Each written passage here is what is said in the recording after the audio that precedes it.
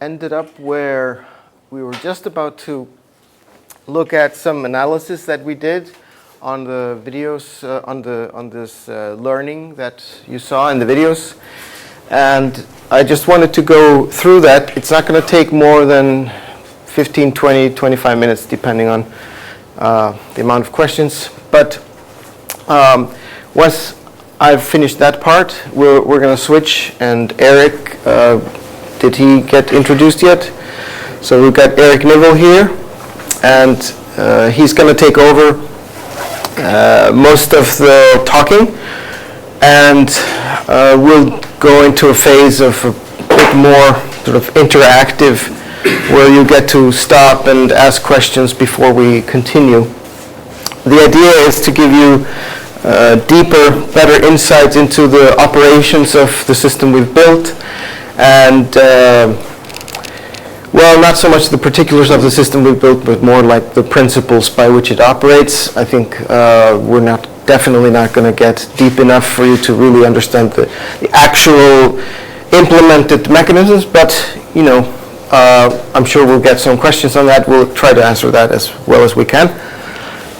So let me just go through quickly again what I mentioned before you saw the videos, what is learned here. Maybe I should have had a slide here that said what is not learned. We'll get into that in a second. But let's just look at what is learned. Recall that basically AERA is very much driven from the top down by goals. So everything is really, so our learning is motivated by its goals. That's why it's very important to give it the proper goals at the very outset so it bootstraps itself properly. And so you saw the scaffolding that we gave the agent S1. That's what's given. And I mentioned to you how these roles are defined by, in fact, goals. So we tell the system, we tell S1 what the goals of these roles are. And that's the only thing it knows about these roles. It also knows which of the agents has which role. And so what is learned is essentially, we didn't tell it anything about taking turns. This is inferred from observation. Small things like the cues that imply that the interviewee should continue talking, because the only thing we said was the interviewee should talk as much as possible, but only if prompted.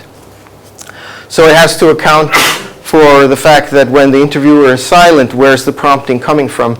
Well, it's coming from his silence, in fact. So the system is really learning some tiny subset of what it means to take turns in human dialogue. We also have co-verbal deictic reference, which historically has troubled linguists to no end. They've argued significantly whether pointing and manual and movement and manual gesture is actually communication. Of course it is. This follows from our view on communication that I mentioned briefly earlier. With communication being essentially a form of negotiation. Also about the interview, these are some of the things that, these are the majority of the things that the system learns. In a nutshell, that the interview involves a series of questions and answers. Now, the system really doesn't know actually what the concept of a question and the concept of an answer is, except in operational terms. That is, the system understands that in order to achieve my high-level goals in the role of an interviewer, I should produce output of or a behavior of this kind. And then if that output of behavior, for example, spitting out a series of words in a particular order based on the kinds of series I've seen before in my examples. If that doesn't achieve the goals, then I, as the system, will start looking for reasons why it used to work before, but it doesn't now, and so on.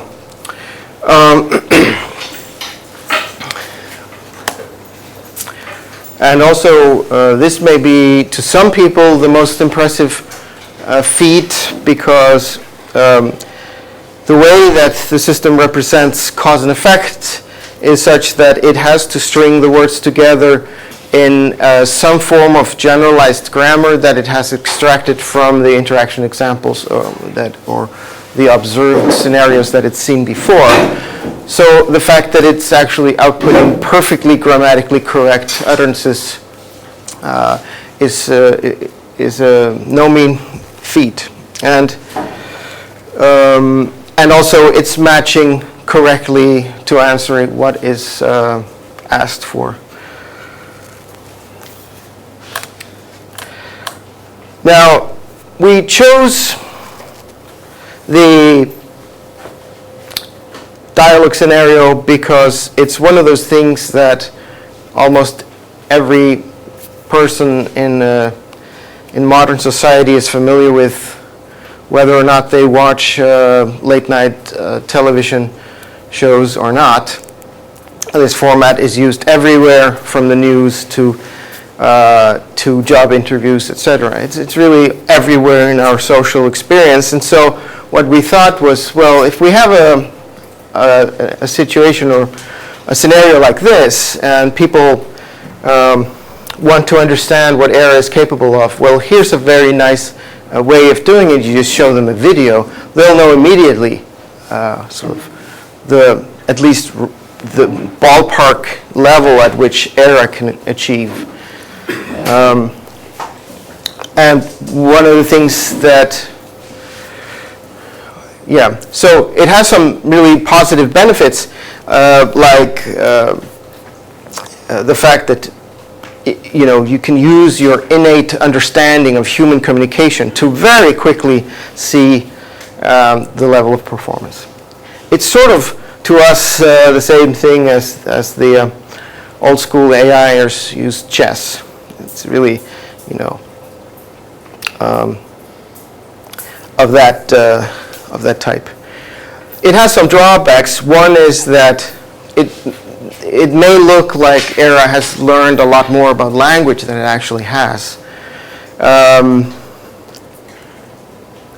The language that that S1 has learned in these demos is really of the order of, if I do a series of actions,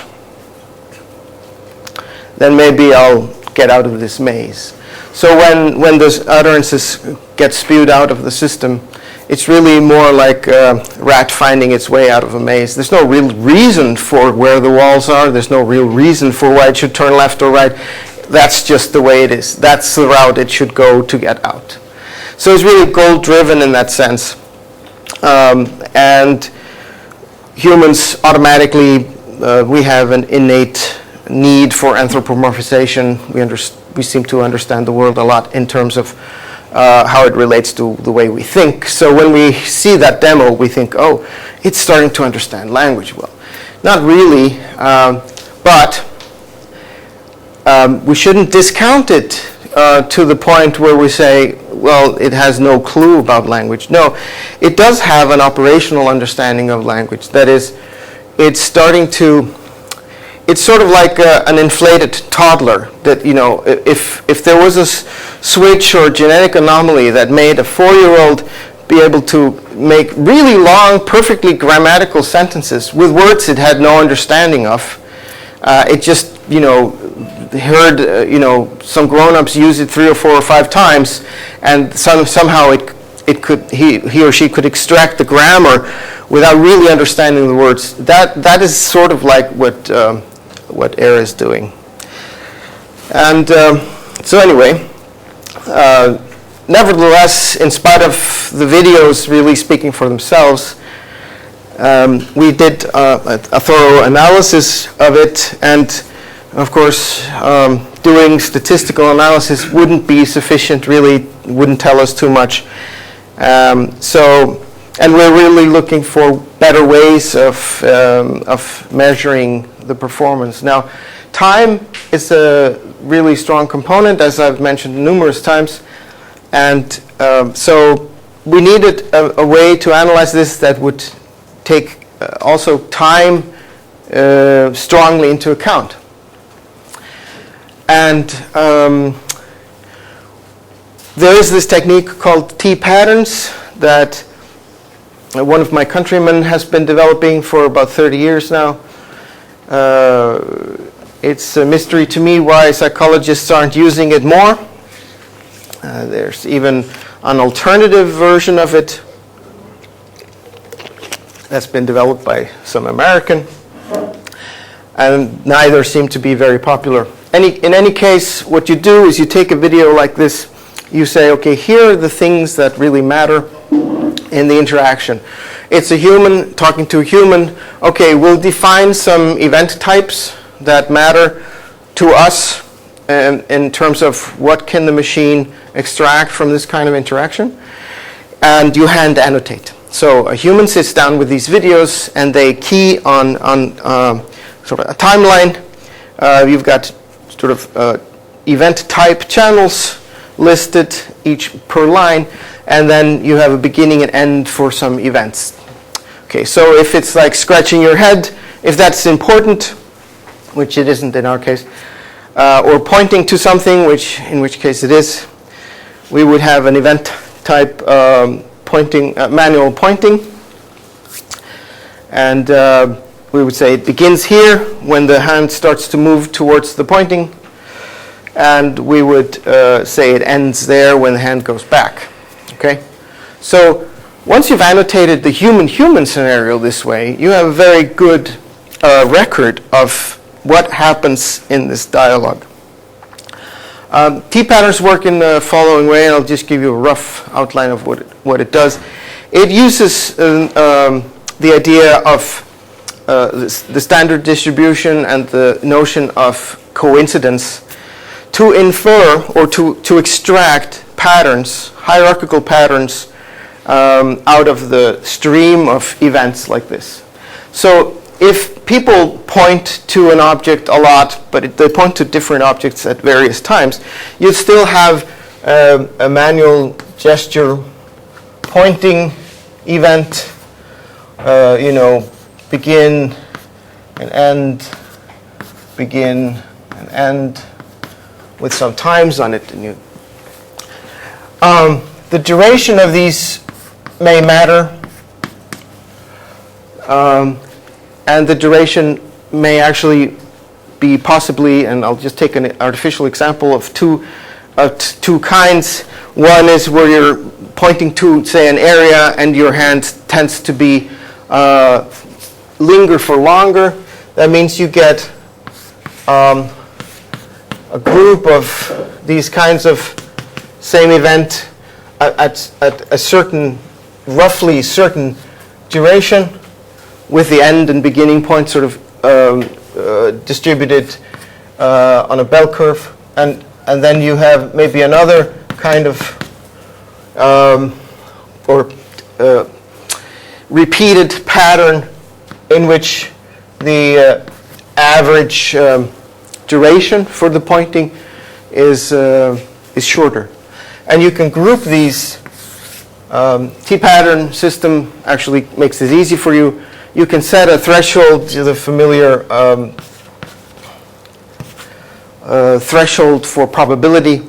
So you can say, well, actually these fall into two very nice groups that are statistically very unlikely to have happened by coincidence. And as a baseline for the probability for the whole scenario, you take just the whole set of examples or videos you have.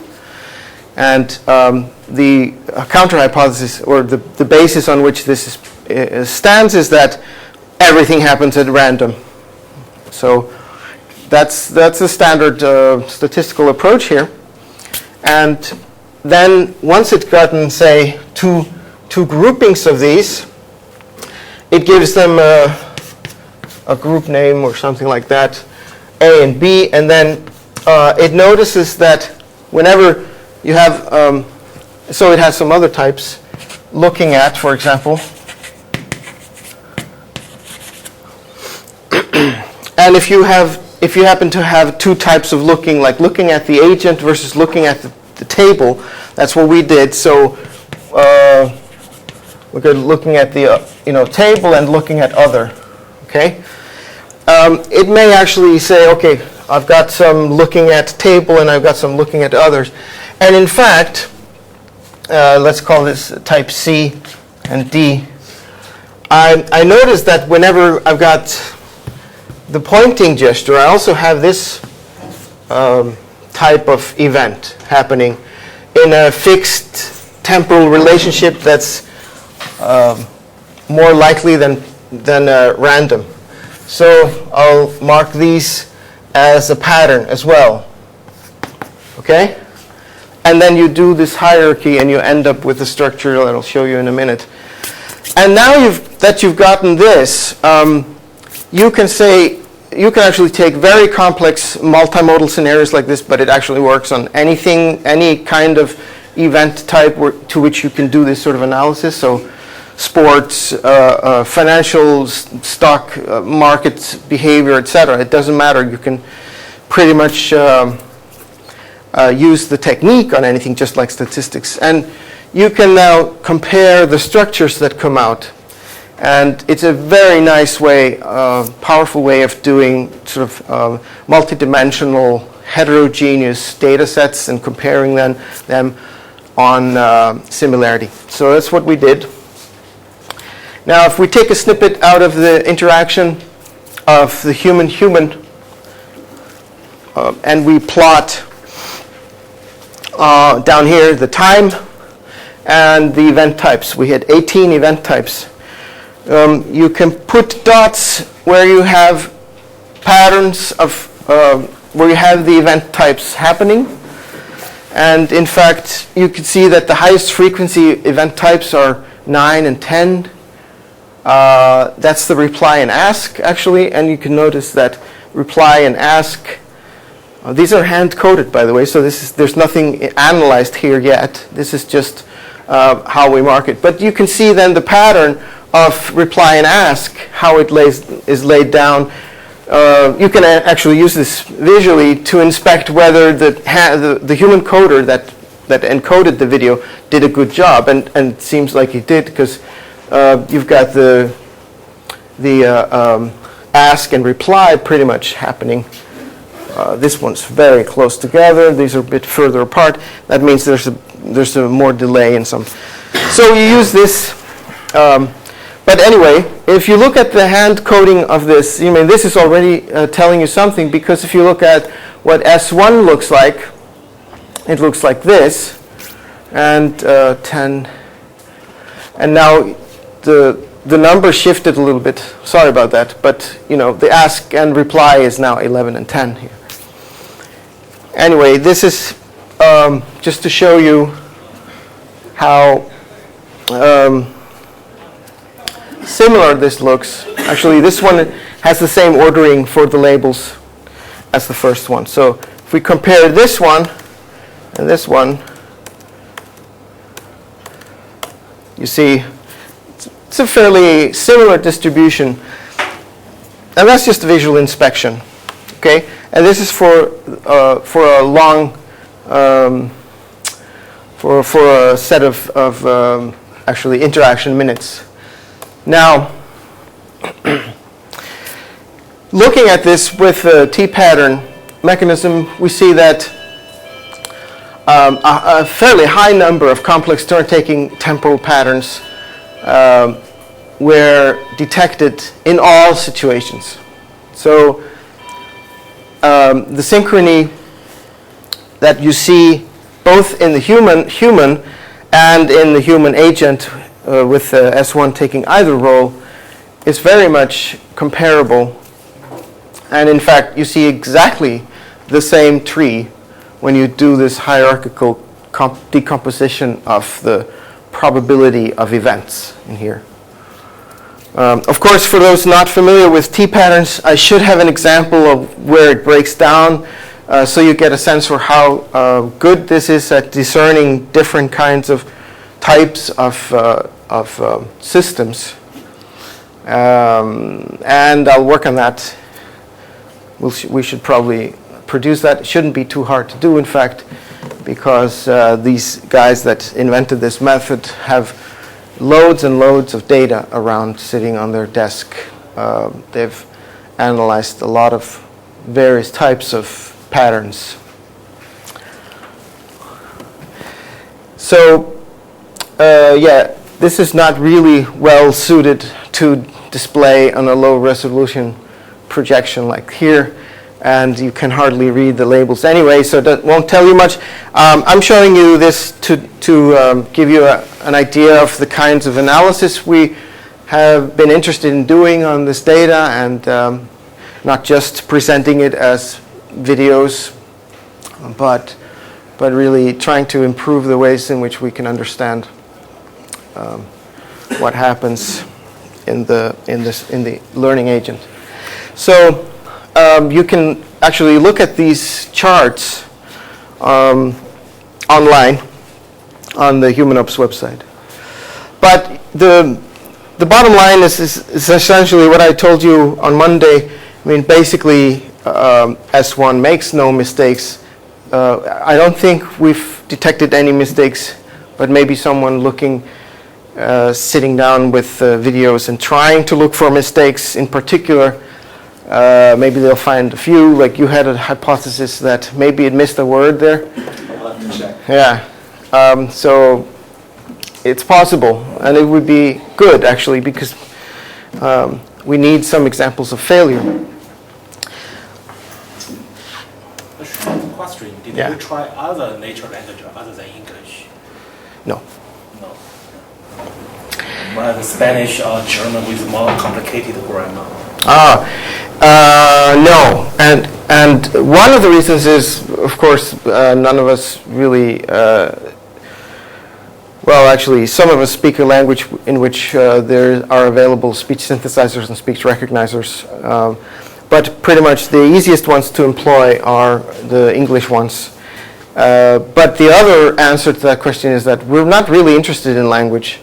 And so to assess the complexity at which this S1 breaks down in terms of constructing sort of the maze of language, we could come up with artificial test cases that would immediately tell us that much faster than having to hook up these speech systems. So that's really, but that is work that lies ahead of us in the next few months, and you'll see that in our papers.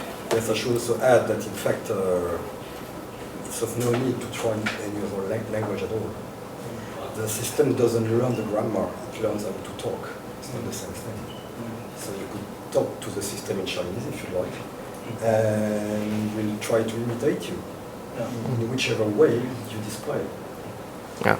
So there is no explicit capture of the grammar. Yeah, I know.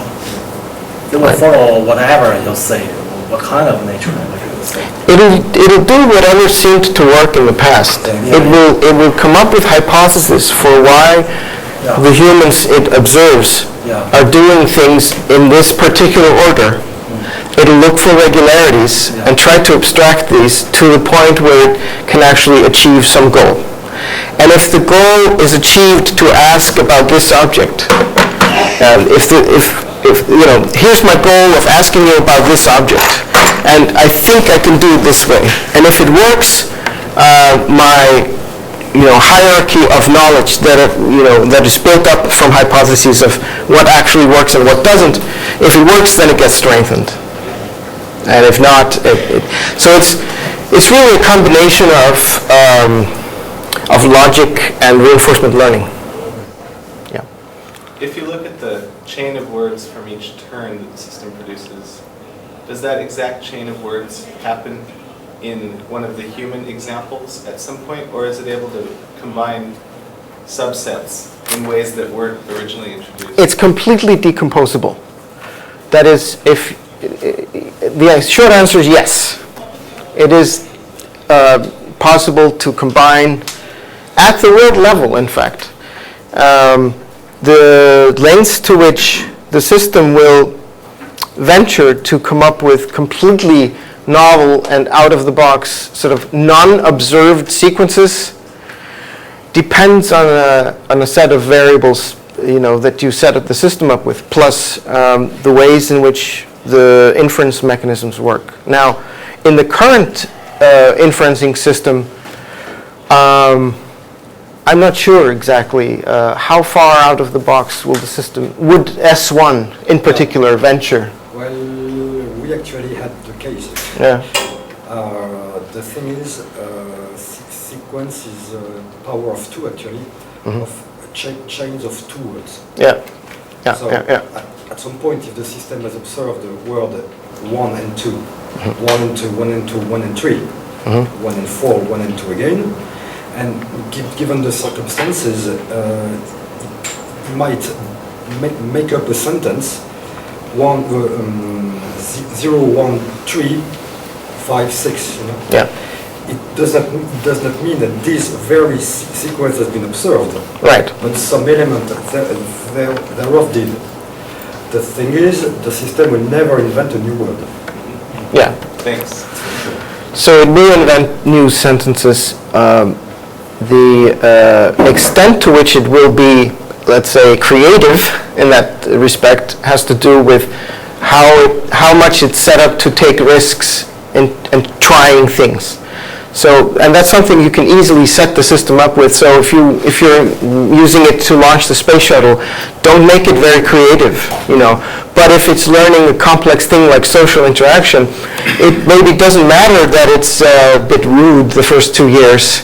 You just put how old it is on its forehead, and people will forgive it for being rude because they know it's a 2-year-old. So anyway. That's sort of a cartoon answer. Let's see what. So let me just wrap up before we switch to Eric. You remember this set of. Let's see. This set of requirements. This was what we started out with at the very early stage, and these have been achieved, these have been followed. We also added the transversal cognitive functions. Every one of these is to some extent fulfilled.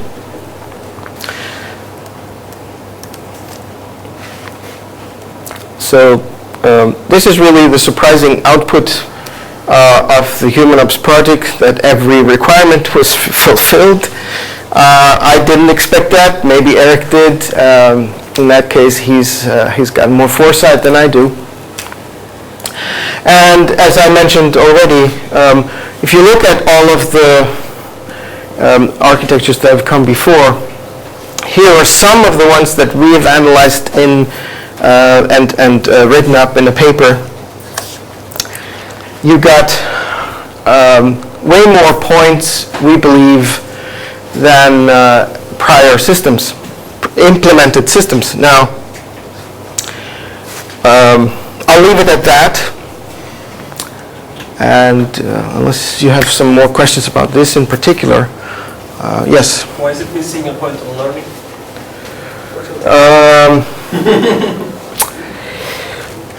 Yeah, this is a very rough sketch, okay? And of course, you have to keep in mind, this is our own system. We're giving ourselves a score.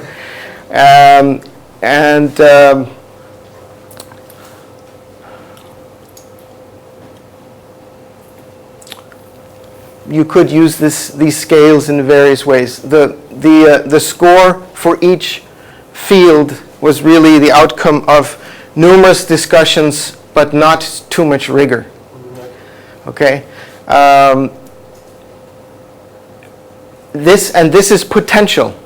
This is potential as demonstrated by actual implementation. Okay. I should emphasize that. So it's potential from demonstrated examples. Now, why is that of importance here? Because this this paper, this work was really done with an eye on what are the promising avenues. So we're not saying, AERA is the end all and be all. This is like the best. Everyone should be doing AERA. No, we're much more interested in the general question of, okay, what methods did we employ to get here, and what is our perceived value of the kind of approach that was taken? Okay. I think NARS actually is much closer to AERA if you think about the, where NARS loses out on is actual implemented examples, I think. And we had to have the same here, although I'm very skeptical about LIDA and Clarion because they are missing, they seem to be hardwiring some things that it seems to me like it would be very difficult to inject, for example, temporal handling of time in these systems the way that we seem to be able to do here. Now, yeah. So, a very rough sketch, don't take it too seriously, but you can read the paper and look at the argumentation behind these numbers, okay? It's the paper that I wrote with Helgi Helgason on comparing architectures with regards to autonomy. Okay. Any other questions before we switch? Shall we go? Okay.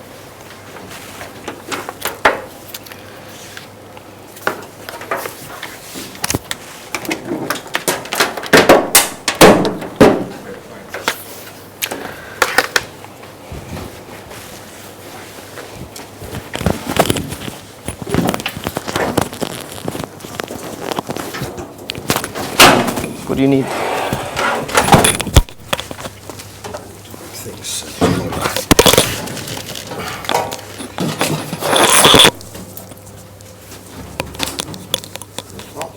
Why is it closed now? The instruction here,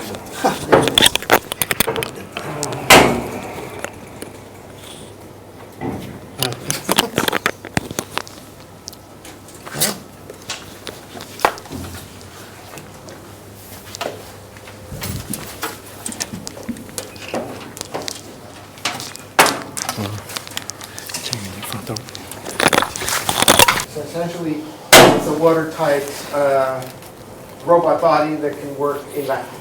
So it doesn't, it's not going to break its body. It's the mind that matters. So its ability to learn new things, its ability to have cognitive development, steer its attention.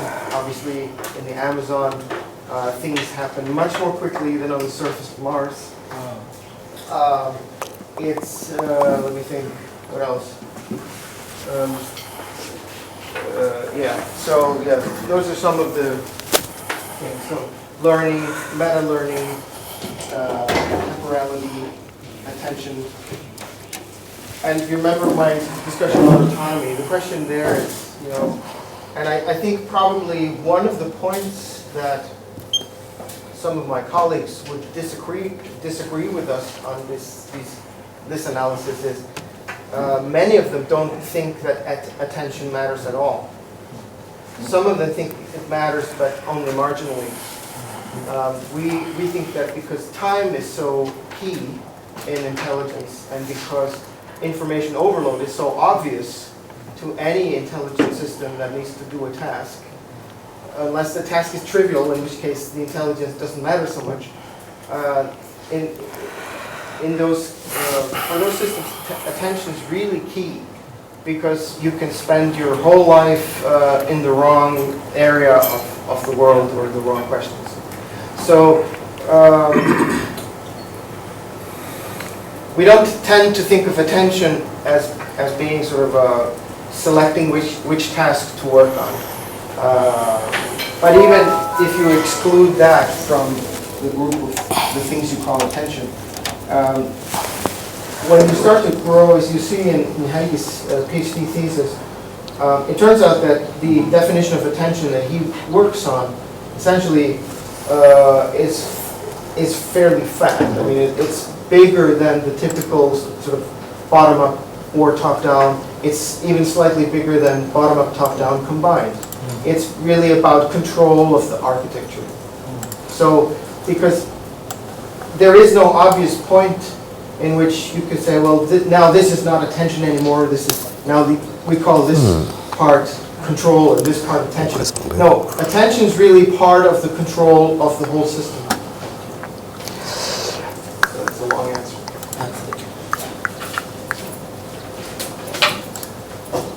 Whoa, you know Chinese? Of course. I don't understand the grammar, but you know. Okay.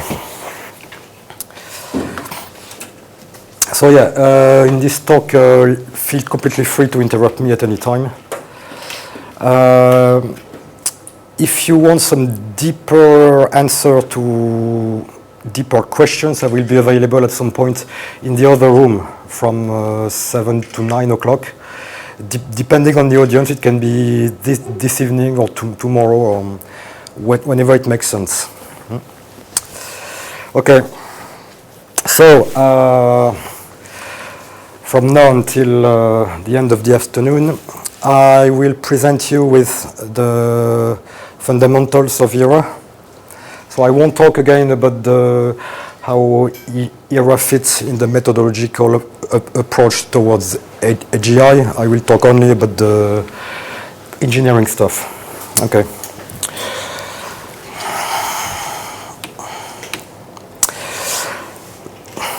So yes, this is an architecture. What I mean by architecture is sort of precise. It's not a system, it's a blueprint of a system. So it means in fact that you could potentially implement AERA with whichever sort of computational substrate as you like. This doesn't depend on the implementation. Of course, there is an implementation that has been totally designed and optimized to achieve the requirements, but this is not part of the architecture. So first, let's keep in mind that, well, I'm mentioning this because I often get this sort of question. Can AERA do anything that a human can? Well, the answer is clearly no. It's not the goal. It's not a general problem solver. Actually, this architecture has been designed from the onset as an autonomous control system. Think more about things that control plants or planes or trains. It's not meant, for example, to play chess or recognize speech or do some inverse kinematics, because those are so well defined, so narrow, that an engineer will tell you that it's much more efficient to build an ad hoc system that solves it really efficiently. So it will be a big mistake to ask AERA, for example, to understand the sound waves and translate them into words. This is not the point. If you wanted to do that, then you would encapsulate those ad hoc systems here. And that's actually what we have done in S1. Speech recognition was actually the Microsoft SAPI 5.3. We wrapped it and we used it clearly as a mere device driver. Okay. The kinematics of the avatars that you have seen on the screen, those are not computed either by AERA. Those are clearly small pieces of code that were completely dedicated to implement the inverse kinematics. The goal of the project was not to explore this, plus it is of no interest for AGI. It's such a small, narrow thing that you don't need intelligence there.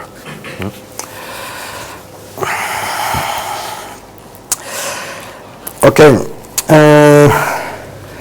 What is also important is that the architecture has been designed from the onset as a recursive architecture. It means, in fact, that you can completely use an AERA system to model and control another one here. See? So it's a controller that controls the controller that controls the plant. And you can have an unlimited levels of control like this. System like this can also control itself. Because one of the salient features of AERA is it's completely operationally reflective. What does that mean? It means that every single operation the system makes is injected into itself as an input, the same sort of inputs that it would get from the environment here. So if the system is capable to learn models about inputs here, with the very same mechanism, it can model and learn things about the input that come from itself. In other words, it can learn to model itself. So, and this is really important because it allows the system, for example, to know which sort of energy and time it needs to achieve this goal or that goal, and therefore to plan in advance. You know? I would be even more radical than that. I would say that if a system cannot model itself, it will always lag behind the plane. It will never be able to anticipate its own reaction and expenditures. So it might think of itself as more intelligent or more rich than it actually is. And this is very likely to be disproven by operational conditions.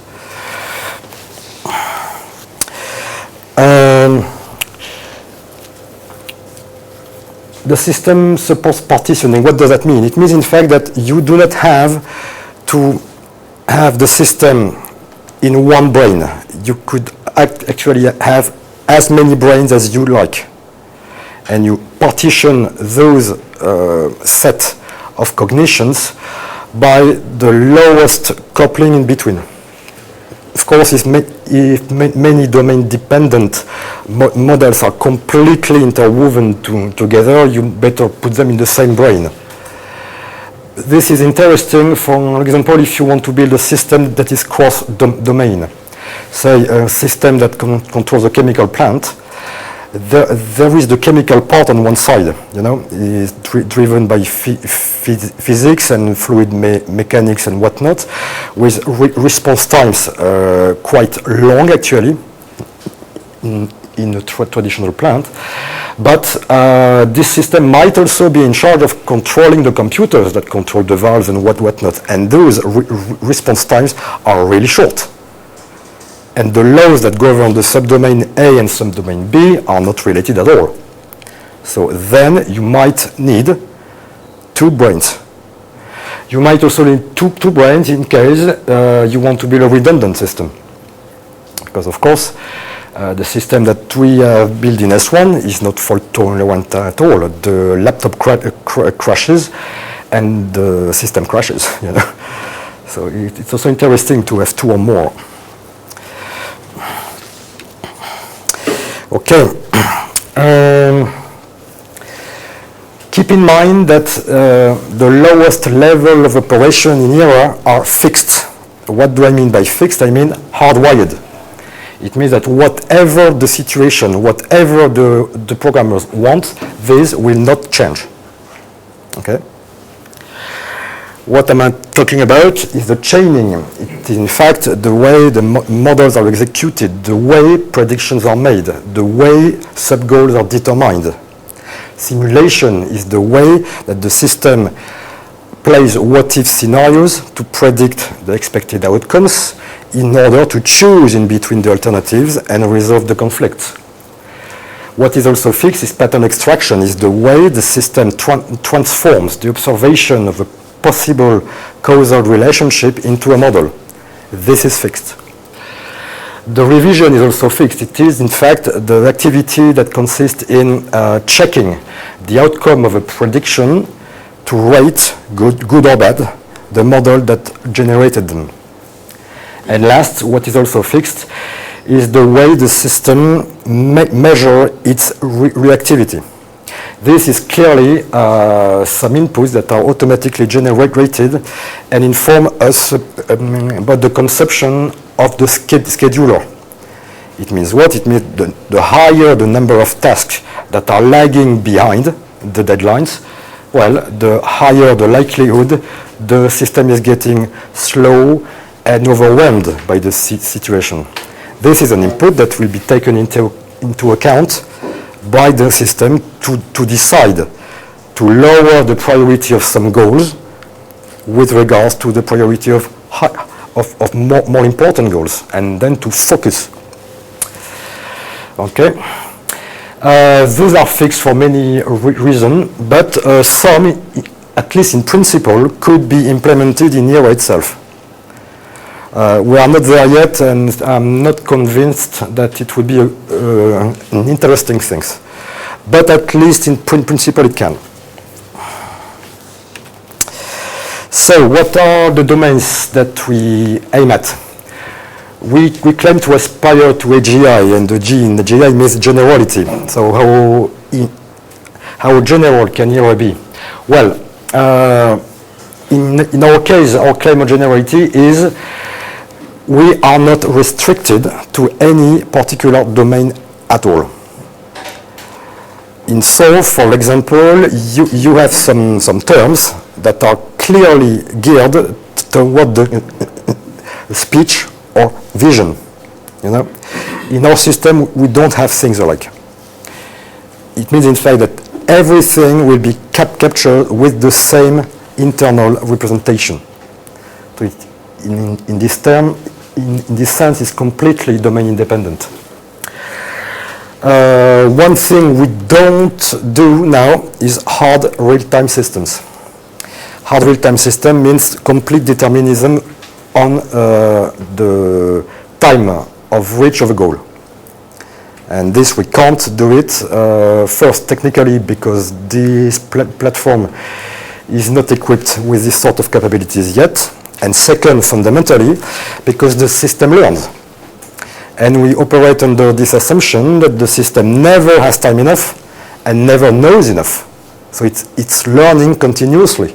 It means, in fact, there is always the potential for a mistake. So this question of determinism is still a tricky one. We have some ideas about it, but we are not there yet. Okay. What we will assume as well is that the domain is observable enough. It means that the domain is not completely random. And second, it shows some regularities. For example, the laws of gravity, they don't change every day, you know. So the system can rely on its past experience and know to some extent that most of it will hold for a reasonable amount of time.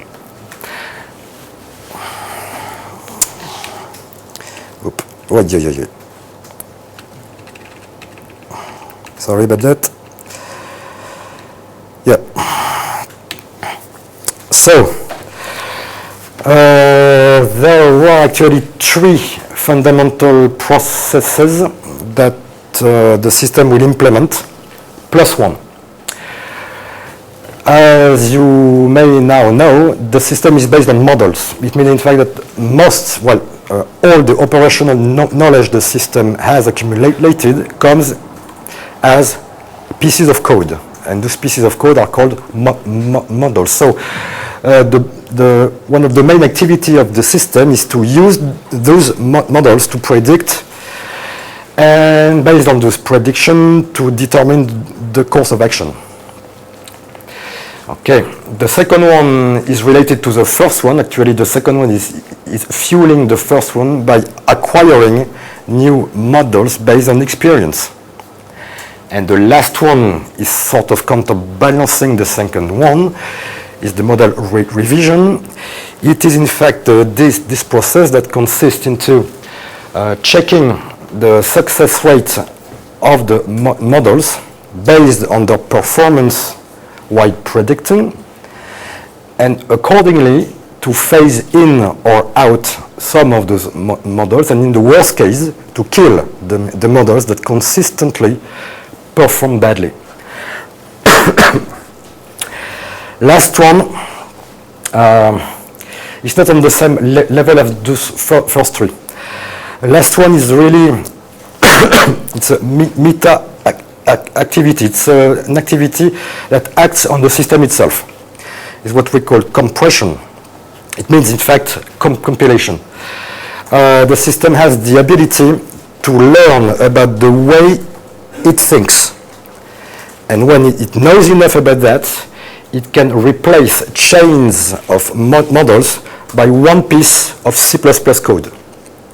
This is very important because the lesser the model, the lesser the resources you use. C++ code is really fast compared to interpreted code. So this is one of the key ways the system has to stay within the budget of time and resources. Do you invoke a compiler? For now, the system has built models of itself.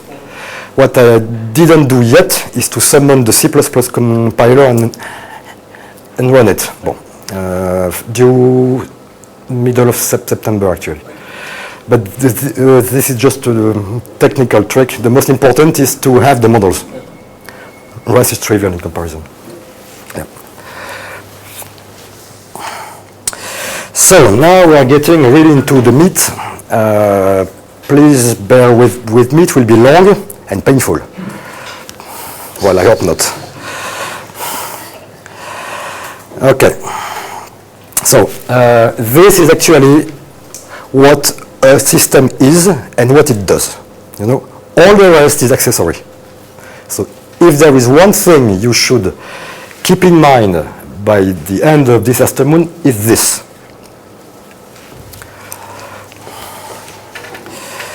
All right.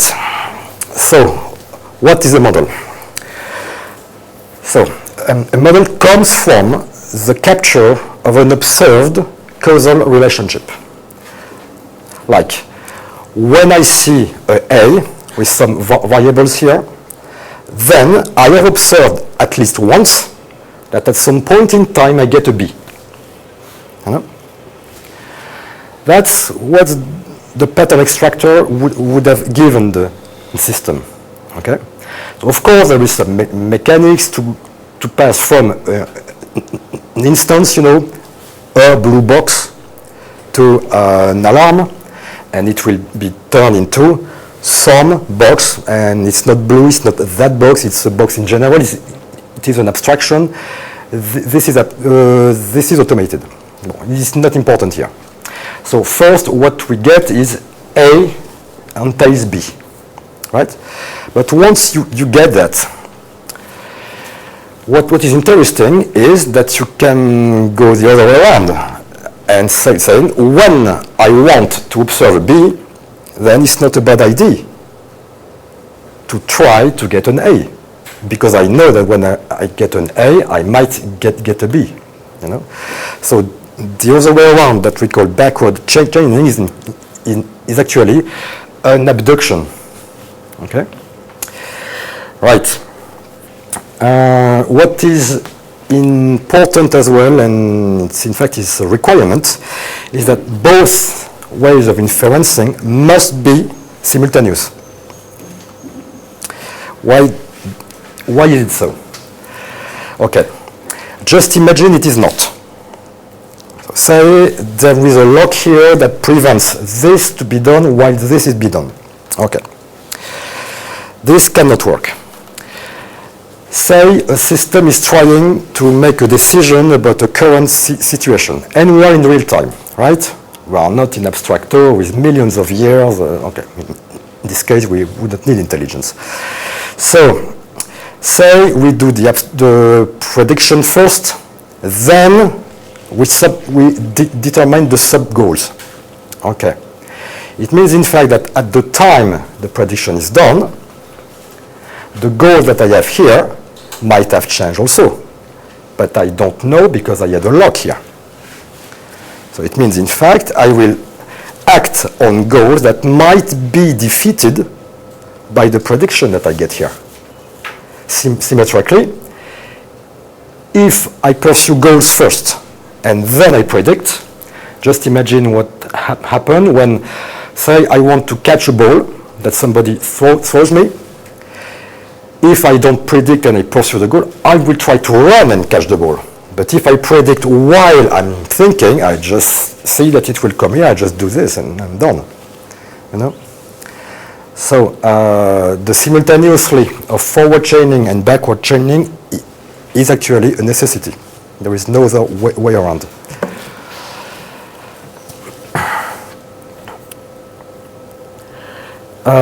Just also a short remark. You know, those terms here are really short. Huh? It's a blue box, okay? But when I describe this, I see a lot of events, you know, a lot of causal relationships. So it means, in fact, the number of those guys here will be really, really, really high. Extremely high, actually. In S1, it's a 10 at the power of 4 or 5, you know. It means, in fact, the system has to do the forward chaining and backward chaining on, at least in S1, 10,000 models. It means that you will have at least 20,000 threads. So it gives you some requirements on the platform that you need there. And still it runs on the laptop. And we will see why. Okay. So this was just a soft intro. Now let's go deeper in details. This looks A entails B. It looks like a production rule. It is not. Why? Because in the process of entailing B, we add here some semantics. It's not A entails B. It's not exactly that. It's A entails predicted B. And the prediction bears a confidence value between 0 and 1 and a time interval. It's very important, this time interval, because it allows the model to fork another thread locked on this interval to see if the prediction has come true or not. Why do I have to do that? It's because I want to know the performance of my guy here, to see if it's a good guy or a bad guy. And if he's a bad guy, I'm going to kill him. And if he's good, I'm going to keep it. So it proves the memory. Because if you don't do that, then the memory will soon be completely flooded with a lot of crap. And since it comes from the capture of an inferred causal relationship, most of the time, those relationships are purely crap. It is just a blind guess, you know. Okay. What is also extremely important in red here is when you get an instance of A and you predict an instance of B, you also inject in the system itself that this guy has fired. It's very important because this is a requirement for the operational reflectivity. It means, in fact, that the system, by injecting this, can treat this as an input. And we will see afterwards that this is extremely useful to control the behavior of that guy. So, we have been talking mostly in that way. Now we will shift to this way. Backward chaining. So, in that case, M0 works as follows. When it observes an instance of B, false, it's not an instance of B, it's a goal of B. It's a goal that aims to observe B. Then it generates a sub-goal based on A. Okay. In both cases, those variables here can be expressed in the terms of each other. It means, in fact, that a model is not simply a pattern here and a pattern there, but also a set of equations. For example, here, this variable y here is not there. So what happens when I get an A here? I will predict something with an unbounded variable here. It's uncheckable. So the model is also learned with a set of equations that will express this one in terms of some of those guys here. And symmetrically here. Yep.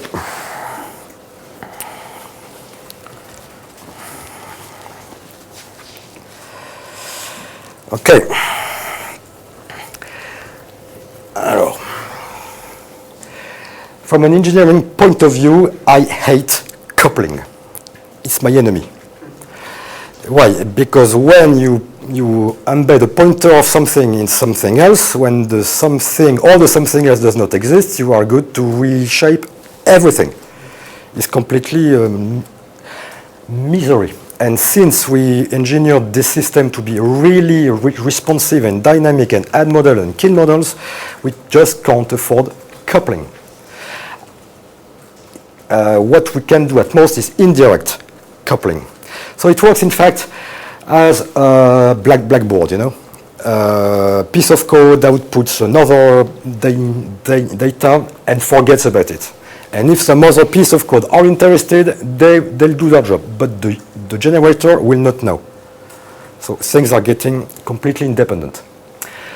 Let's assume, for example, a set of models here from M0 to M5, right? When I get an instance of A, I predict a B. A prediction of B can trigger the generation of a prediction of C that in turn will trigger this guy to predict a D. Symmetrically, when I target a goal on D here, I can go backward and end up in here by wanting to observe an A. Fine. Notice as well that those three guys here, they generate things that can match here. See? It means, in fact, that when I target a goal D here, I might have a solution A, E, and not G. This means, well, it's not actually. It means the absence of. The logic that we use here is not the mathematical one.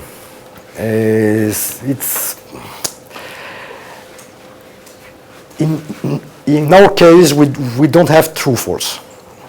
We have observed something to a certain extent that holds somewhere in some time interval. Or we have not seen this to a certain extent within a time interval. It doesn't mean that this does not exist. See? All right. So in fact, this is the basic layout of the memory, you see. So we get some sort of hierarchy here based on pattern affordances. You know? So it looks like this.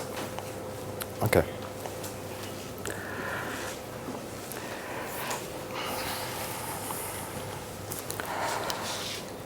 And now for something more. You remember whenever a model fires, by firing I mean makes a prediction, not only do we inject the prediction itself, but we also inject the fact that the model fired as an input. Like, for example, here. What does that mean? This and one. It means, in fact, when I observe an instance of C, then if this guy did make a prediction, it will succeed. This, on the other hand, means when I don't see an F in a certain amount of time, if this guy predicted B, then it will fail. You know? And those, of course, can be learned with the exact same mechanisms. Why? Because those terms here are exactly of the same class as any other inputs. Okay? So here are two examples of preconditions, and I call them weak, because in fact, when you want this to succeed, you can either do this or this. But if you don't want this guy to fail, then you need not this and this. Okay?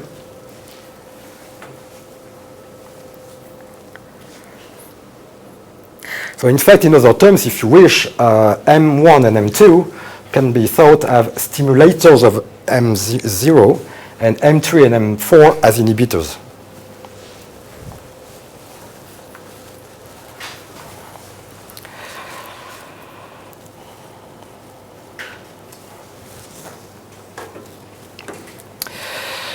So if we have precondition, we of course handle post conditions.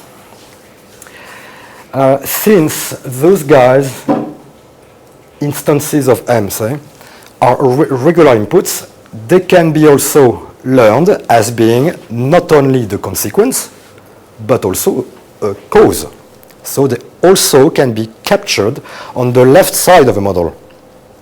What does that mean? It means, in fact, here, that when M0 predicts a B, then for some other reason independent of A and B, then I will observe a C here. Symmetrically, of course, when during a certain period of time I don't see M0 doing anything, then I will predict that something else will happen. Okay? So we have seen the instantiation of a model in the precondition style on the right side, on the postcondition side, the postcondition style on the left side, and we of course have to handle both. Huh? And here are the combinations. So you see, we started with a one-dimensional hierarchy like that one, but now with this condition, pre and post, you can totally imagine another hierarchy that comes like this, and another one like this. So actually, it's a three-dimensional control hierarchy. Really hard to draw, so I leave it to your internal visualization systems. But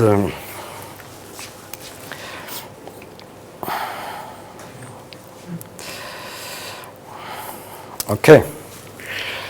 You know already that at some point we hit the metal, I mean the environment, by the means of device drivers here. But so far we have no idea of what's on the top. So on the top we have drives in here. Those black boxes here. Okay, and those guys are given by the programmer. Yes, here. What is a drive? A drive is like a goal, but cannot be observed. Like, be happy. You can watch and look at yourself in the mirror every morning. You never see, I'm happy. You never see that. But you will see you smiling or grinning and whatnot. Those are hints, you know. And those hints are here. In models, also given by the programmer, that tell the system what sort of observable it should aim for in order to achieve those fundamental things that cannot be observed. As such, those two sets of things here are immutable. They can't change. What can change, however, is the priority of those drives, and as we will see soon, the activation of those guys here. So it means, in fact, just to give you an idea, that if the system knows that it's getting really slow at handling things because the complexity is exploding, it might elect to say, okay, I don't care about my happiness, I will just go to work and we'll see after that.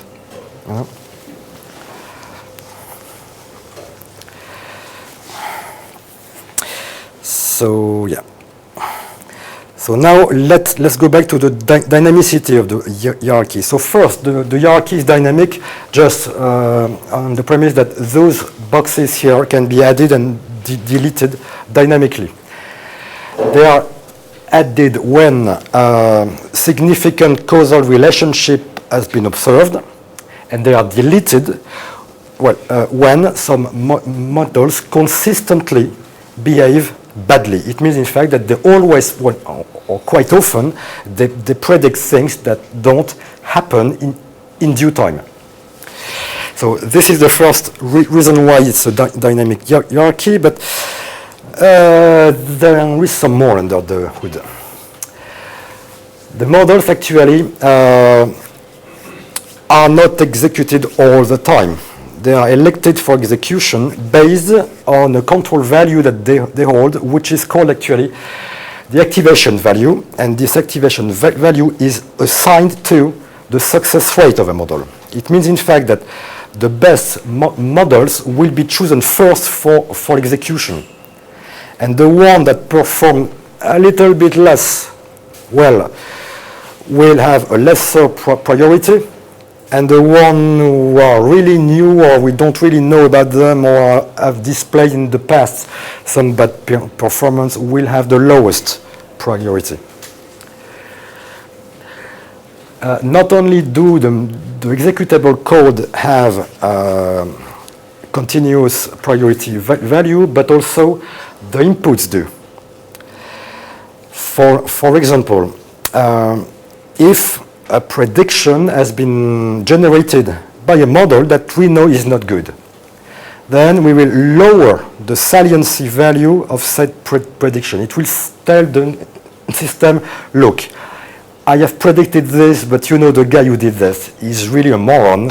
He might be right, but so far it has been wrong. So don't take this too seriously. This is very interesting because it allows the system to prune the load on the execution. It's not only by reducing the models, the number of models that you have to execute that you can save the CPU and time, it's also by reducing the number of inputs they have to process. So we do it both ways. Okay? Here I give the formula of the confidence of a prediction is the confidence of the input times the success rate of the models that predicted it. And it's exactly the same for a goal versus a super goal. And there is more formulas like that, you know, to determine the urgency of a goal with regards to another one, and so on. It's always this way, you know. And this is important because those are the values that are used by the scheduler. So it means that this has a direct impact on the performance of the system. And this is based on the experience. And the experience is here, success rate.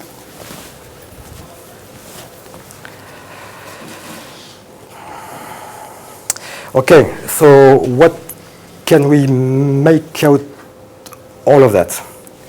So first, we see that all models are not equal. Some are better than some others that are still better than the really bad ones.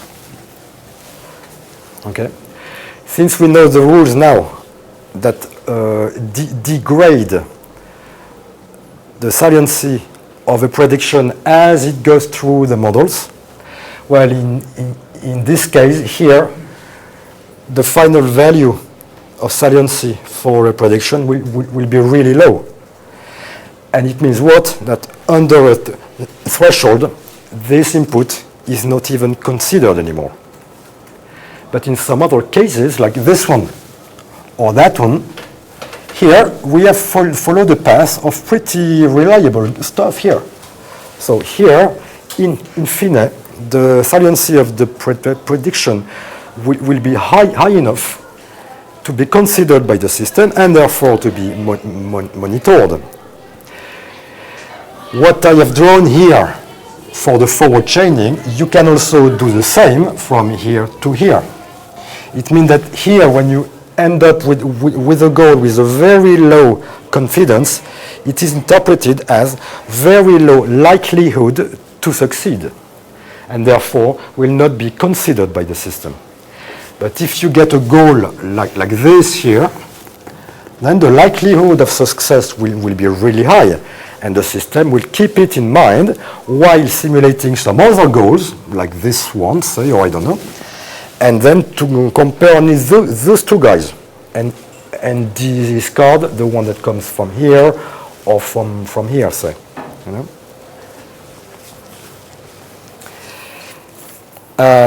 Yes, and I forgot to mention that those activation values here, they change all the time. In our case here, for REST1, every 100 milliseconds. So it moves quite fast, you know. It has an inconvenience. It's really hard to understand what's going on because it changes all the time. So you can get here a sense of plasticity, you know. Yeah. Also, another thing I have to mention, the time on the laptop I have here to acquire, well, to build a new guy here like this is 200 microsec. So it gives you also the rate of transformation of the whole thing.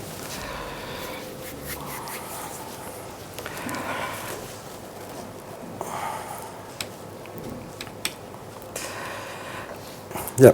So far we have been concerned with the control hierarchy. Huh? Models that control some mothers by pattern affordances, by being a precondition or a postcondition. But we also have yet a fourth dimension of hierarchy in our system, which is in fact structural hierarchy. Say A, B, and C are simple terms, you know, like a cup. Cup belongs to Chris. Cup on the floor. Fine. But we have also the possibility to group them. And in this example, we will build a composite state that will be Chris cup, which is on the floor. Okay? And of course, A, B, or C can also themselves be composite states. So you get here, well, at least in the mind, hierarchization of groups, actually. You know? Okay.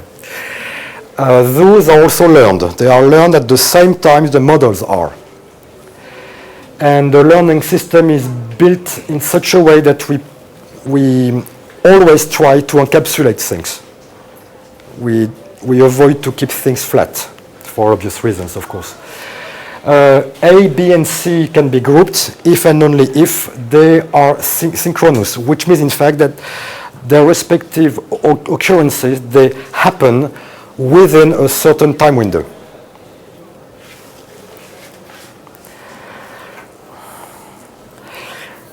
Yeah.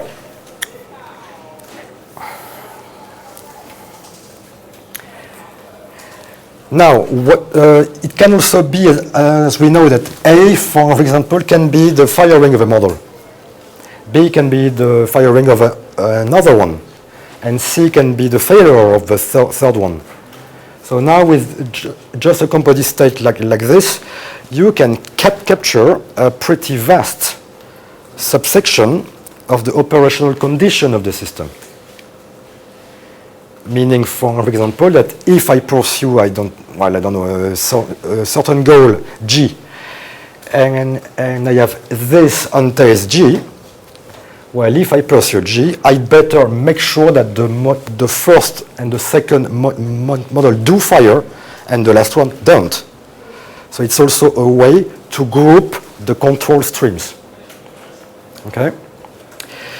Notice also that those composite states actually are concepts, but not as a linguist will term them. For us, a concept is not what is a hat.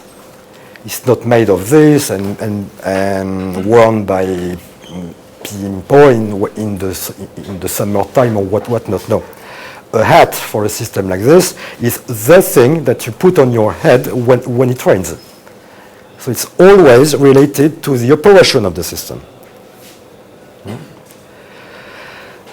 For example, some people believe S1 has learned the grammar of English. It is not true. Some people believe it understands the words because it looks like it does, but it is not. It says so because it knows that it will work. And there is no reason for that. It knows yet. Maybe with further evidences it will understand. But so far it doesn't have to explicitly encode an ontology. It doesn't need one. What it needs is just to encode the causes for an operation to succeed. I should interject here that the use of grammar in my slides essentially means some subset of human grammar. And when we say that the system has learned grammar, it means that it has learned some effective part of a subset of grammar. The system has no conception of the concept of grammar, except as a way to get out of the maze. Yeah. Mhm. Exactly.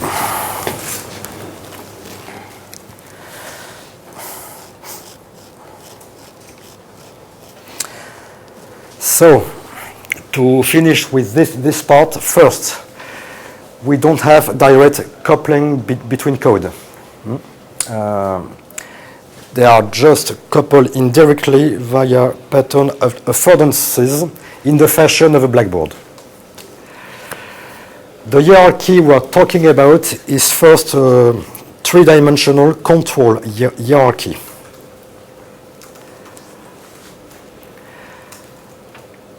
We also have a fourth dimension in the hierarchy, which is in fact based on the encapsulation of states, and those states are capturing operational knowledge, and therefore that's what we call a hierarchy of concepts that traverses the first three dimensions. Last, the whole shebang is completely dynamic. New models are added and deleted dynamically, and the control flow is dependent on the confidence we have about the past experience, and this controls directly and with no further intermediate the scheduler. It means in fact that the measurement of that the system has on its own performance reflects directly the quality of its experience.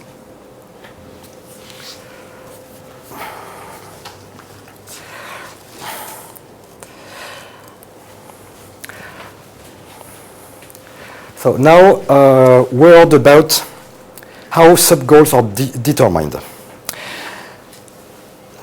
When we see an instance of something that entails the prediction of something else, is pretty straightforward. We don't have to make any choice there. We just have to observe internally if the knowledge we have accumulated so far is good or bad. That's all we have to do. So deduction. But when we want to achieve a goal, and since we operate via abduction, then the results are highly uncertain.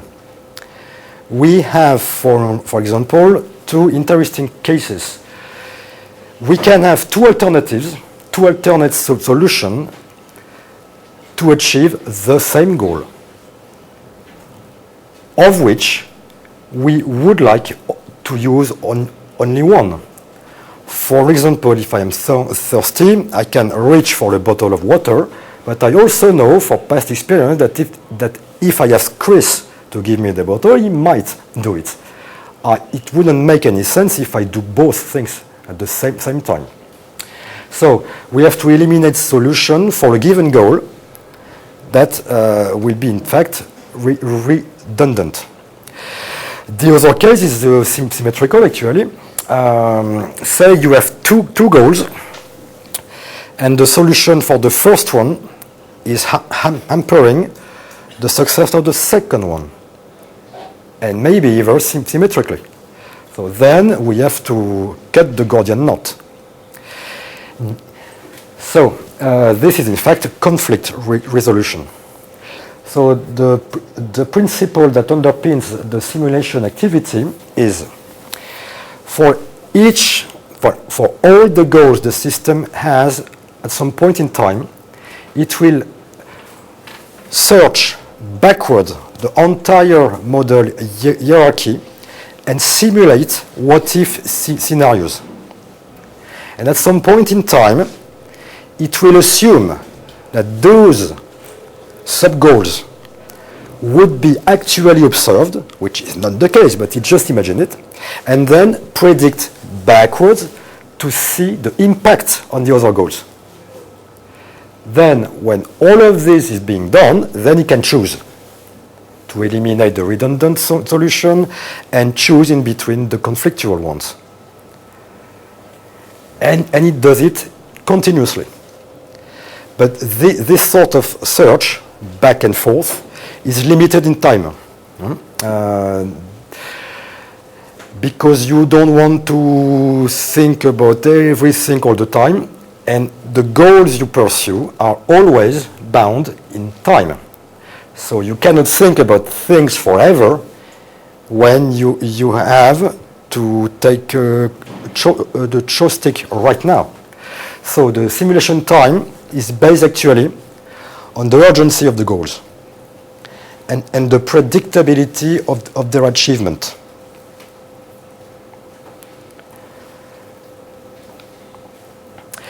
This search, of course, is breadth first. No? So we go from the drives to the IOs. And since drives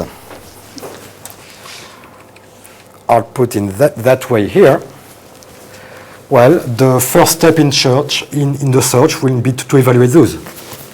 So it's in fact a breadth first.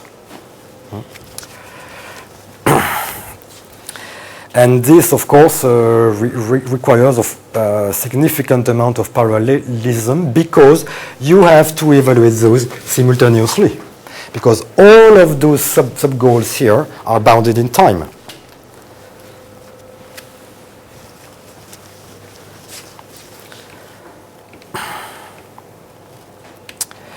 All right. So maybe we could take a break now. After, of course, I would have answered all of your questions if you have some. Are there any valid comparisons between this system and something like a recurrent neural network? I'm not sure what you mean by valid comparison, but at least in principle, there are some strong ones. Yeah. Narinen can predict things, right? But cannot sub-goal things. That's one. It means, in fact, that what you take a Narinen, and of course you would have needed weeks, months, eternities to gather all of the good data, filter them accordingly by hand or whatever, so that it can actually be trained. So just there on the construction side, it's not equivalent. Second, on the operational side, it can predict, but it cannot abduce. It means what? It means that you will need another one to do the training backwards. It means that instead of one model, you will have two. But how can you learn things? You learn things by causal relationship. Temporal causation is determinism. You see, this sort of heuristic, in fact, that everybody uses. So it means that only the first one can be checked for its validity, but the other one, you just can't, because it doesn't predict. So it cannot be checked against the reality. So at most, what you would get is very good predictors, and the abductors will stay as they are. And the gap in between will grow and grow and grow. So in fact, fundamentally, it doesn't fill the bill. Another difference is that you can't really speak in any sort of meaningful way about best effort of a partially trained neural network. A partially trained neural network is almost as bad as a random one. You wouldn't trust it to do anything. But an AERA system will have a sense of the quality of its models.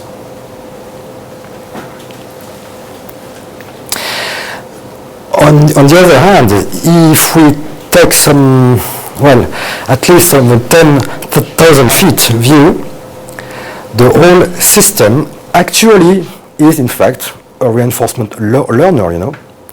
It's nothing more than that. It is just that the architecture, the implementation, is completely different. What we do actually is online, real-time, continuous learning. And those three characteristics in machine learning community, at most you can have one, but not the three.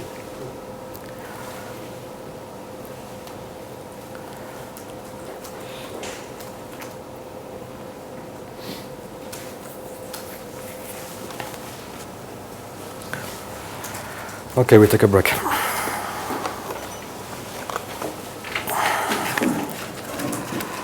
Of you interested in the code, it was so there actually is a broken link on the humanops.org project, but there is another link that always works. It's on cadia.svn, and you will find all the links and instructions in the forum. Okay. All right. So what we have seen so far are the fundamentals of operation. What is actually a system constituted by? It's a memory built on the concept of control hierarchy of models that are added and deleted dynamically. Okay. But I said very little about the other feature of a cognitive architecture. I mean by that how the learning is done, how the attention is performed, and all of those things. So now I'm going to present you with the global view of the whole architecture. It will come in another form of blueprints at 3 levels of abstraction. The first one would be the functional one. So it will relate from the very high level, the fundamental cognitive processes that are at work and how they interact with each other. The deeper level would be just before the implementation. It will be the level of the actual processes that actually implement the higher level cognitive function. And the last one would be actually the level of the implementation. So the first one here actually is situated quite at the same level as the presentation that Christine gave you. So it's what we call between us the holistic design. You know, it means what do we need by this sort of schema here? It means that unlike several other architecture which are based on the Frankenstein style, you know, you have a big box that does the learning, a big box that does the planning, and they don't interact with each other. And if one works better, it will not impact positively nor negatively the other one. So here, what we want to emphasize. Sorry. Welcome. You started without us. Deadlines. Okay, so those are processes. Those are not components. Okay. What we would like to emphasize here is all of those guys are coupled indirectly through this guy. And here is what I presented an hour ago, is the hierarchy of models. It's just that. Why is it so? Because if you remember what planning is I have a goal and I want to find a solution. I mean a sub-goal. This is typically done by simulation. We know now that the simulation is performed by searching the models. Where are the models? Here. So in that way, the better the models are, the better the planning. But where do those models come from? They come from learning. So the better the learning, the better the models. The better the models, the better the planning. Right? We also handle a cognitive activity which is called attention, which means in fact it's a process that helps the system focus on the observations that matters. I'm talking to you now, so I focus on your faces and what you are doing. I don't care about the planes, you know. I focus my attention. So this is a high level cognitive activity. that is also, in some extent, implemented by the models here. For example, I have in my mind some models that instruct me to turn my head right or left when I want to look for something. You know, those are models. So the better my models, the better my attention. Reciprocally, the better my attention, the less distracted I would be. So more relevant the inputs here would be. And so it means, in fact, the processing done here will make more sense with regards to my goals. In this sense, the inputs I will give to my planner, my planning process here will be much more interesting. And therefore, the time I will spend simulating things will not be spent in vain. In fact, my planning activity will be more efficient. So, see, all of those three major high-level cognitive activities are not wired to each other, but they all depend on a common part. All right. And here are the fixed inference rules that I mentioned earlier: model acquisition, model revision, simulation, and so on. This is actually the executive of a computational platform that we have built called Replicode, which is in fact the fixed part. This will not evolve, it will not change. The only thing that changes is here. Okay. Now we are going to zoom in and see how those guys are implemented.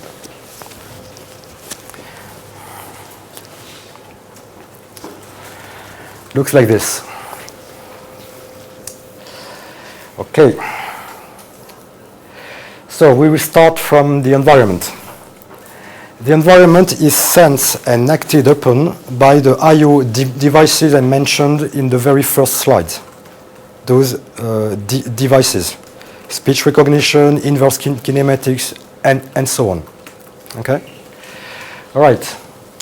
So, and those actually I/O devices there, they give all the raw inputs that the system can possibly observe with regards to its physical embodiment. So if it looks like this, it will see things here.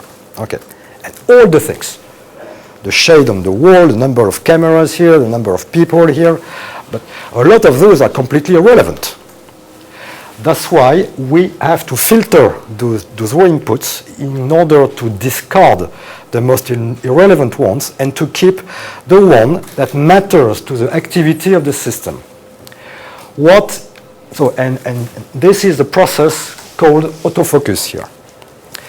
So the role of this thing is to determine the relevancy of the raw inputs. What do we call an input that is relevant? It's relevant to the activity of the system. What is the activity of the system? His main activity is to make a decision to act on the environment to satisfy his own goals. We have seen that in order to do that, it has first to predict the behavior of the environment in order to anticipate on it and have the better actions, first thing. Second thing, it also has to predict the performance of its own models here to check if they are good or bad and learn more or less. So two things are actually the very core of the activity of a system is the predictions and the subgoaling. Those are the two most important things that we have seen at length, and those are emerging from the execution of the hierarchy of models. So we will say that an input is relevant if it matters to check if a prediction is true or false, or if it can help achieving a goal. Right? We will see in detail how this helps or is true or false is actually implemented, but not now. Yep. Excuse me. Am I getting you right that focus is to focus. It compares the outcome of its modeling and the prediction of the environment. Nope. Nope. The role of the focus is this. I have a set of goals here, a set of prediction here. Is this input relevant to those or those?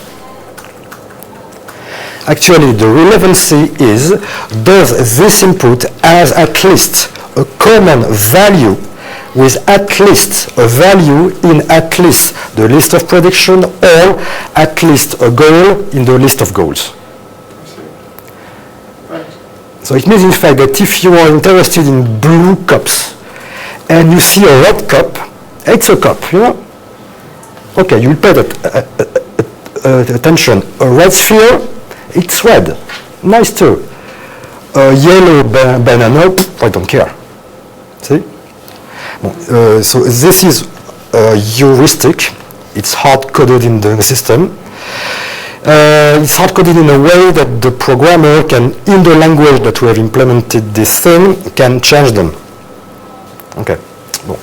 It's just an implementation stuff. I will go deeper in details in an hour. All right, so from the environment, we eventually have here a data storage filled with the inputs that are deemed relevant to the achievement of goals or the checking on the predictions. Okay, what do we do with those? Those first, they go inside the big tank here, where all the models are. Those are legitimate inputs for the models to be taken into account. From those inputs, some will derive some predictions that will in turn impact the way the goals are achieved or not.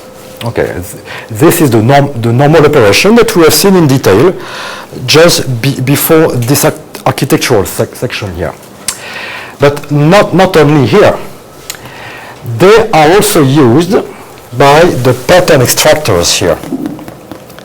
Because in fact, what are those inputs? Those filtered inputs are a subset of what we see in the world.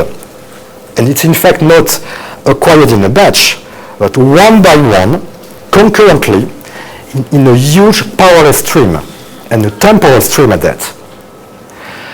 Those guys here are processes that will try all the time to make sense of sequences of events. Temporal precedence means logical entailment. It's a heuristic. And this is on this very principle that new models are added here. Okay? All right. But those inputs also still are the perceived current state of the world. But in the past, I made some predictions that I have to check. To check against what? To check about what I see in due time in the environment. And what are those things? It's the same thing. It's the filtered inputs. So here we have also a process that takes this current state of the world, compares to the prediction that we have made in the past, and based on that, if a prediction actually comes true, then the model who built it will get a better grade. And if a prediction is not observed in due time, then it means the model who predicted it is one of the following two. It's either a bad guy, and at some point I will get enough of him and I will kill him, or this model used to be good, but in fact the whole world has changed. For example, for the last 5 days, I went to the museum and it was open. And damn it, I'm on a Monday and it is closed. Doesn't mean the model is bad. It means the model is out of its range of operation. So in this case, I will downgrade it slightly and phase it out. I will not kill him. I will give him a better chance to perform when the context is back, when it has been observed, to be a good guy. Okay.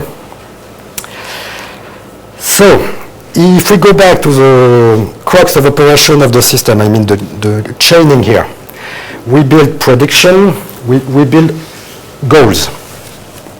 We don't build goals directly. You remember, this is a straightforward line because it's a simple deduction. No decision has to be taken there. But when it comes to abduction, we have to make choices. This is the role of simulations here, which are disambiguated at some point by a process which is called actually the commitment. This is where the multiple alternatives for the same goal are pruned down to one, or when conflicting goals are eliminated in favor of the most important goal. What we get in the end is the true goals that the system will commit to. Okay? All right. Now, we produce goals and prediction. Okay.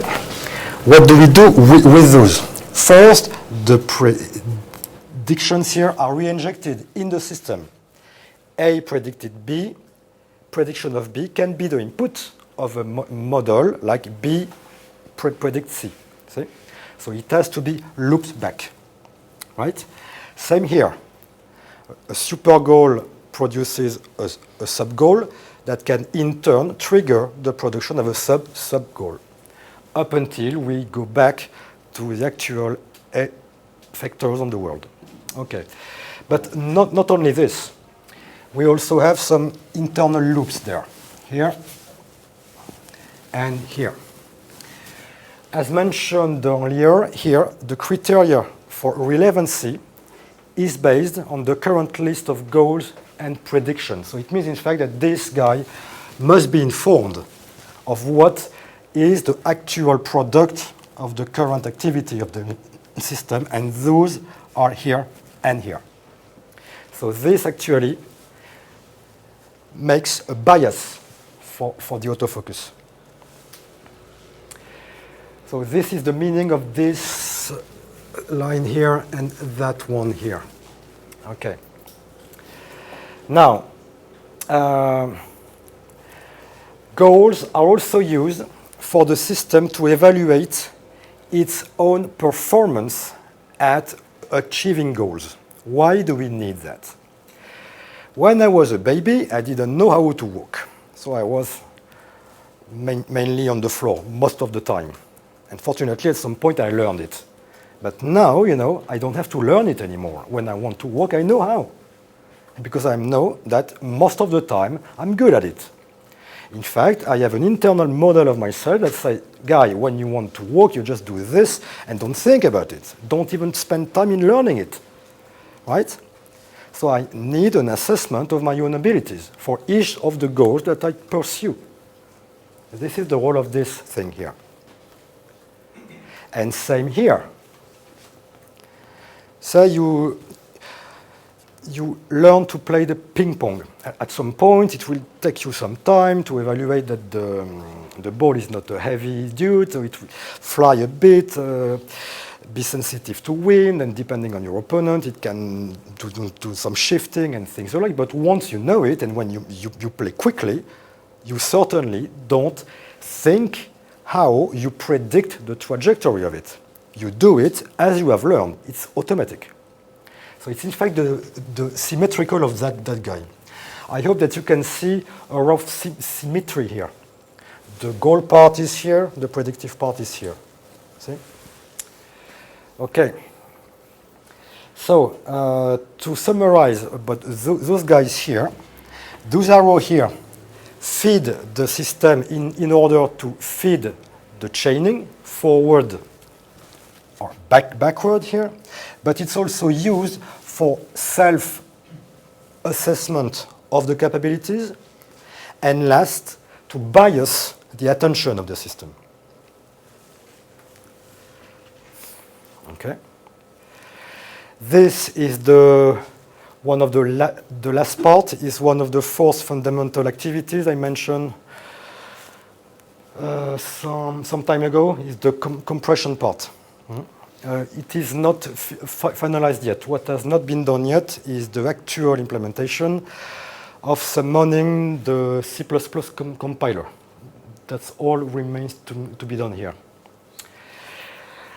And of course, I forgot to mention drives here. Here we have some no, it's not hard-coded. So the designer of a system can, using the programming language we have built, code some drive generator.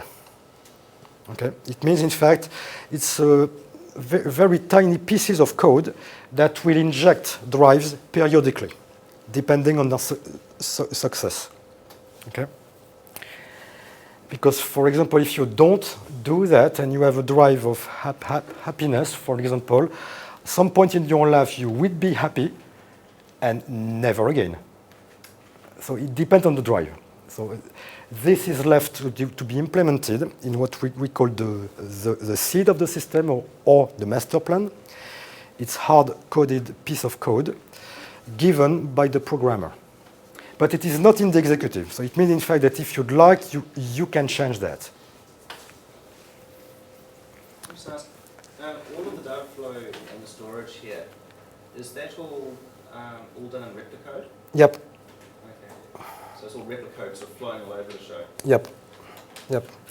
The actual implementation of that is what we are going to see in a few slides, the last level, the level of implementation. And you will see that the deeper it goes, the simpler the things are.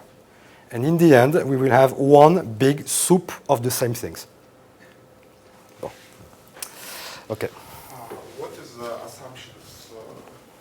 Oh, yes. I did not mention that. This is another product of abduction. Say you have a model like this. Right? And at some point, you don't see an A, but you see an occurrence of B. And B is not a goal, it's an actual fact. So the system, what does it do in this case? It says, oh, damn it, I got a B. I must have had an A. So I will assume the possibility that I might have an A. That didn't came in focus, for example. Right. Yes. Yes. I look here, and suddenly there is one more of you. But I didn't look at the door, so I will assume that it crossed the door, even if I didn't pay attention to it. Yep. Yes, also, since I am at it, this will have a confidence calculated exactly as the same way it would be for a goal. It will be the confidence of the input times the success rate of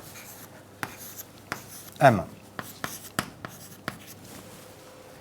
It means, in fact, that if this is pretty good, my assumption here will be strong. But if it's crap, I'm not too sure about it. I will take this assumption, with a grain of salt. It means, in fact, that all the processes triggered by A would have a very low priority. It means also that if I am in a rush, so my budget in CPU and time will be tight, this low confidence will likely pass under the threshold and will not even come to my attention. Same as a goal, The thing is, it doesn't have the semantics of a goal. Because this is actually in the past compared to this. If I see a B, I must have had an A. So it's in the past. In the goal, when I want this, before I should do that, it means that this is more early than the other. Okay. So that's that, actually. yes, I forgot to mention this guy here, the self-monitoring part. This is a fixed stuff too, is a periodic assessment of the executive of its own computational performance. It comes in two ways. The first way is the time it takes for a cognitive task to be performed from the moment it has been generated to the moment it is done. It gives you an idea of the lag. The second input that this guy generates there is the average lagging behind a deadline. It means, in fact, if I have a time constraint task, like the monitoring of a goal or a prediction, if the monitoring is actually done a little bit after the deadline, it means, in fact, I have more monitoring tasks than actually I can handle. So it's a strong indication of the capacities of the system to process the cognitive load, actually. And those, of course, are regular inputs that the system can pay attention to or not. So it doesn't go directly here. It goes always to the focus here.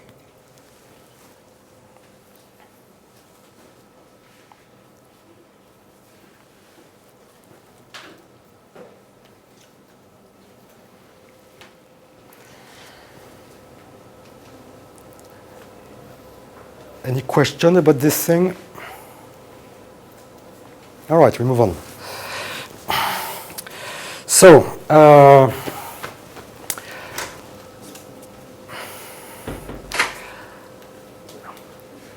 what is the memory made of? First and foremost, it's made of this model hierarchy, as we have seen, right? Okay. But it's also, but this is purely procedural memory. With this, I can't remember the past. I can't even remember what I want. I can't remember what I predicted, so I have to add them there. Right? If I want to remember what happened, I need those. If I want to remember what might happen, I need the simulation here. If I want to remember what might have happened, I need the assumptions. If I want to remember what I am born to achieve, I need the drives. I also need to know what are the reason of my current state of performance. So I need to know which goal failed and which succeeded, and same for the predictions here. Right? But I also want to know which model I have learned. Why do I need that? In order not to try to learn them again. So I need those guys.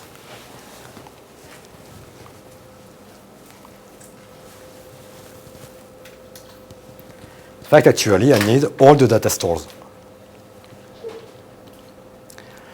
You will see on the implementation slide that all of those are fused in one big zone of RAM.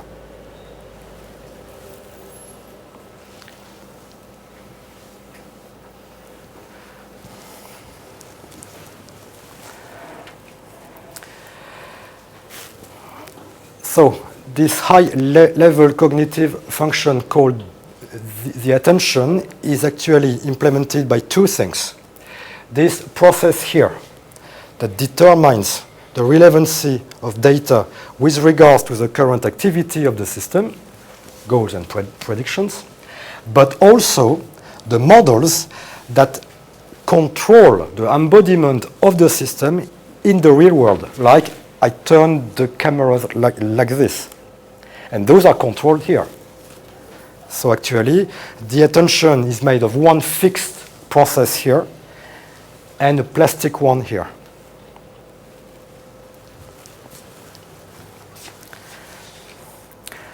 Learning, yet another high-level cognitive function.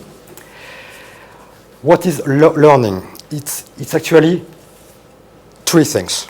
First is to acquire new models. The second thing is to rate the accumulated experience, to separate the good wheat from the ivy. It's a self-control mechanism. If you don't do that, you'll never know whom to trust here. So you need a mechanism here to prune these guys and remove the irrelevant things. And also to reinforce the good performers. Why do you need so? In order to keep your CPU expenditure within the prescribed boundaries. Remember, the scalability is a very deep and strong requirement. Last thing, we need also a mechanism to control the learning activity itself. We don't want to learn well-known things. We don't want to monitor prediction we know we are good at. And this is the role of those two guys here.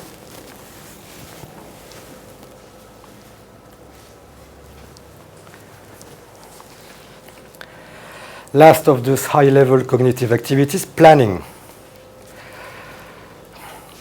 Planning stems from backward chaining. Backward chaining is implemented here. Okay?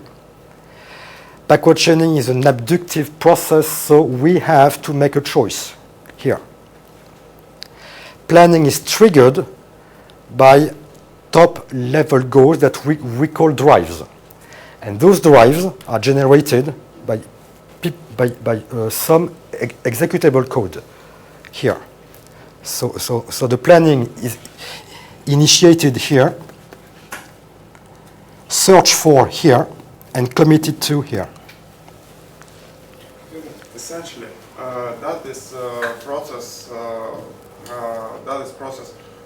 runs the models backwards from on the other side of that it were learned. Yes, this is true. It's necessary, but it is not sufficient, because the simulation here is not only to find sub-goals, but also to predict their outcomes. So in fact, the simulation goes like this. Say you have drives here, and the environment here, right? What, here is the environment. It's the actuators, you know? Yeah. So you start here. Goals. For a while, you go down. Breadth first. You find some sub-goals. But you can't think forever. So at some point, you stop, and you will assume that those goals have been achieved, and then you will predict upward their consequences. And at some time, you gather all the consequences and you see, okay, I'm hungry and thirsty. Food here and water here. I'm more thirsty than hungry. I will not pursue my goal of getting some food. I will go straight for the water first. Then, soon, the drive will be regenerated. I'm not thirsty anymore. Then I will be able to pursue, to commit to the drive to get some food. There will be no conflict anymore. Why do I know so? Is because I will predict the outcome of getting food, and it will not harm any other goals. So planning makes use actually symmetrically of both backward chaining and forward chaining. Does the simulation use the predictions? Oh, absolutely. Absolutely. This on the left use that on the right. Right. True. Yep. Yes, and it's even worse than that. Well, worse. Because actually, while you simulate, you still don't block the world. It's not because I'm thinking that the Earth is stop rotating on itself, you know. So while I'm thinking, I still get some inputs here with real simulations here. And I can say, oh, where am I going to have lunch, this dinner, and a car is coming here, you know? Maybe at the McDonald's, dead. So in fact, all of those things, they have to perform all the time, concurrently. So not only do we have prediction from real inputs, but also simulated ones. And both of them are completely mixed. Yeah. Going back one slide about learning, did you talk about this, how do you model the world, say, because even if you look at the same classroom, there can be different tasks or different goals, different concepts involved in the class. Say, if you talk about the number of people, then you only count the number of people, but if you're looking for a specific person, then you model the specific person, like maybe the biometrics of this person, or things like that. Or even say, if you are navigating yourself around this classroom, then you will look at identifying obstacles or doors or pathways and things like that. So how do you model this, and which part of this AERA is taking care of that? Okay. So first, learning is triggered by what I am here in the world to do at this time, right? So now I don't give a flying hoot about the number of you. I'm focusing on this zone because my goal is to answer you. So I will not count. It's not in my goals. So there I won't pay attention to the number of things. I will try to model things that make me achieve my goal. I'm selfish, you know. I don't care if you understand or not. What I want is to get from you the signal that you did understand. See? No. So this is what I am going to do here. So here, given my goal here, I will try to find things that you do that make me think that I'm better at explaining. And you just did this. So now I have learned that, you know. When I want her to understand, I speak in this way, and she will do this. A new model, Bing, here. Right? This is for the goals. For the prediction, is the same. Tomorrow we'll meet again.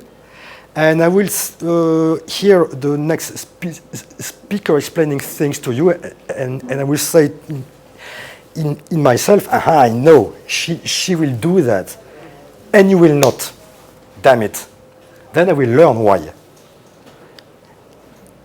Because it will break the prediction that I made about you. So in fact, the rationale here, but I will go much more in detail soon.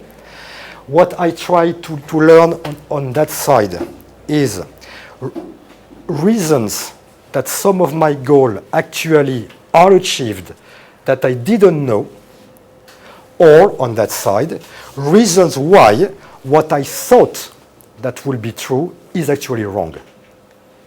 In other terms, I will try to learn here unpredicted goal success, and here unpredicted prediction failures. I think a lot of the knowledge is learned when some unpredicted goal is achieved. Yep. And then you realize, okay, this is a new knowledge, new pattern. Yep, that's it.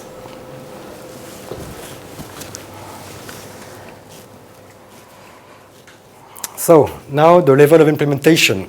So this is, yep. There was one more high-level process, execution. Is it the last bubble of self-monitoring? No. The main core of this circular picture that I show in the blueprint level 0, you mean? This is here. Is the whole thing I explained before the break which I titled Dynamic Model Hierarchy. It means what? It means forward chaining, backward chaining, simulation, monitoring. It means that. It means, in fact, that this actually is completely enough if you don't want the system to learn anything. This is purely the reactive part, you know. It knows things, right or wrong, it doesn't care, but what it knows, and based on that, will do things, just automatically. It's the reactive part. And these whole things here are meant to improve that based on experience. And what is self-monitoring then? Oh yes, this is a hard C++ programs actually that constantly monitor the operation of the system itself. It means, in fact, it monitors the time it takes to think. It monitors also the lag behind the deadlines when it thinks, it predicts, it monitors, or it plans. And so, regardless of the semantic of what is done, it knows that just on a technical point of view, it's getting more and more late. And thus, it is an input that make some model think maybe it should try to do less things and do them better. So it makes the whole thing temporal. Yes. Well, it is just an input. It's not a decision. It's just a. How would you say it? It's like on your laptop. You see, you have the CPU performance. Then it's the same thing, but not for the CPU. It's for the cognitive task actually. For example, such an input here could be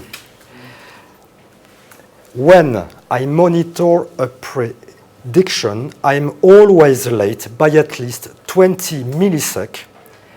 The prediction is good. It's not the problem of the prediction. The models are good. It's okay. But I'm always more and more late in my assessment, and more so. And this is an input. Then those guys here, if the knowledge is there, they could be alarmed by such a state of affairs, and understand that is getting worse and worse at what is supposed to do, and therefore could be a valid input to trigger some contingency measures. But this sort of decision is made here, cognitively. This is just a measurement, which is not related to the semantic of the cognitive task.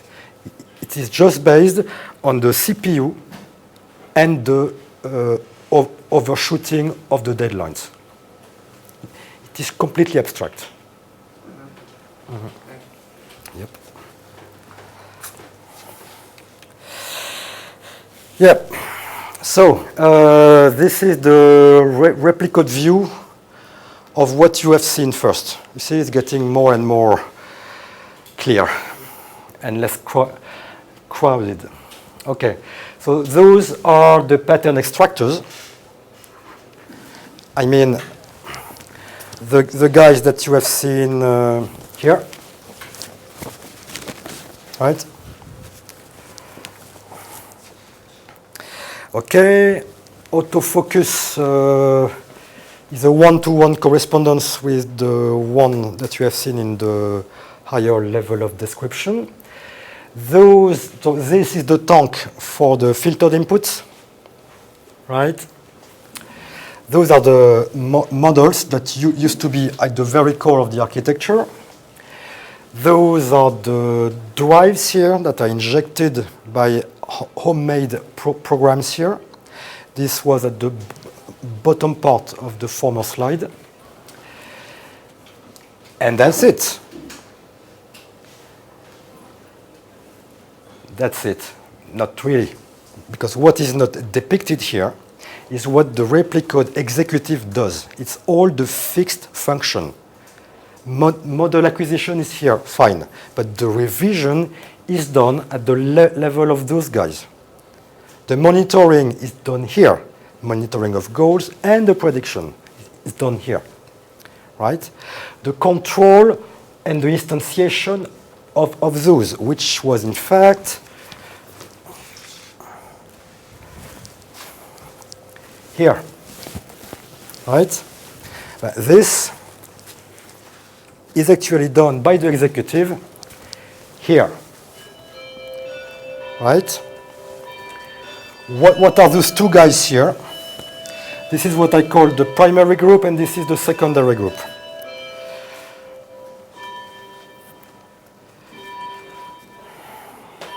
Okay, so here is the tank where all the models that so far are performing not too badly do actually run.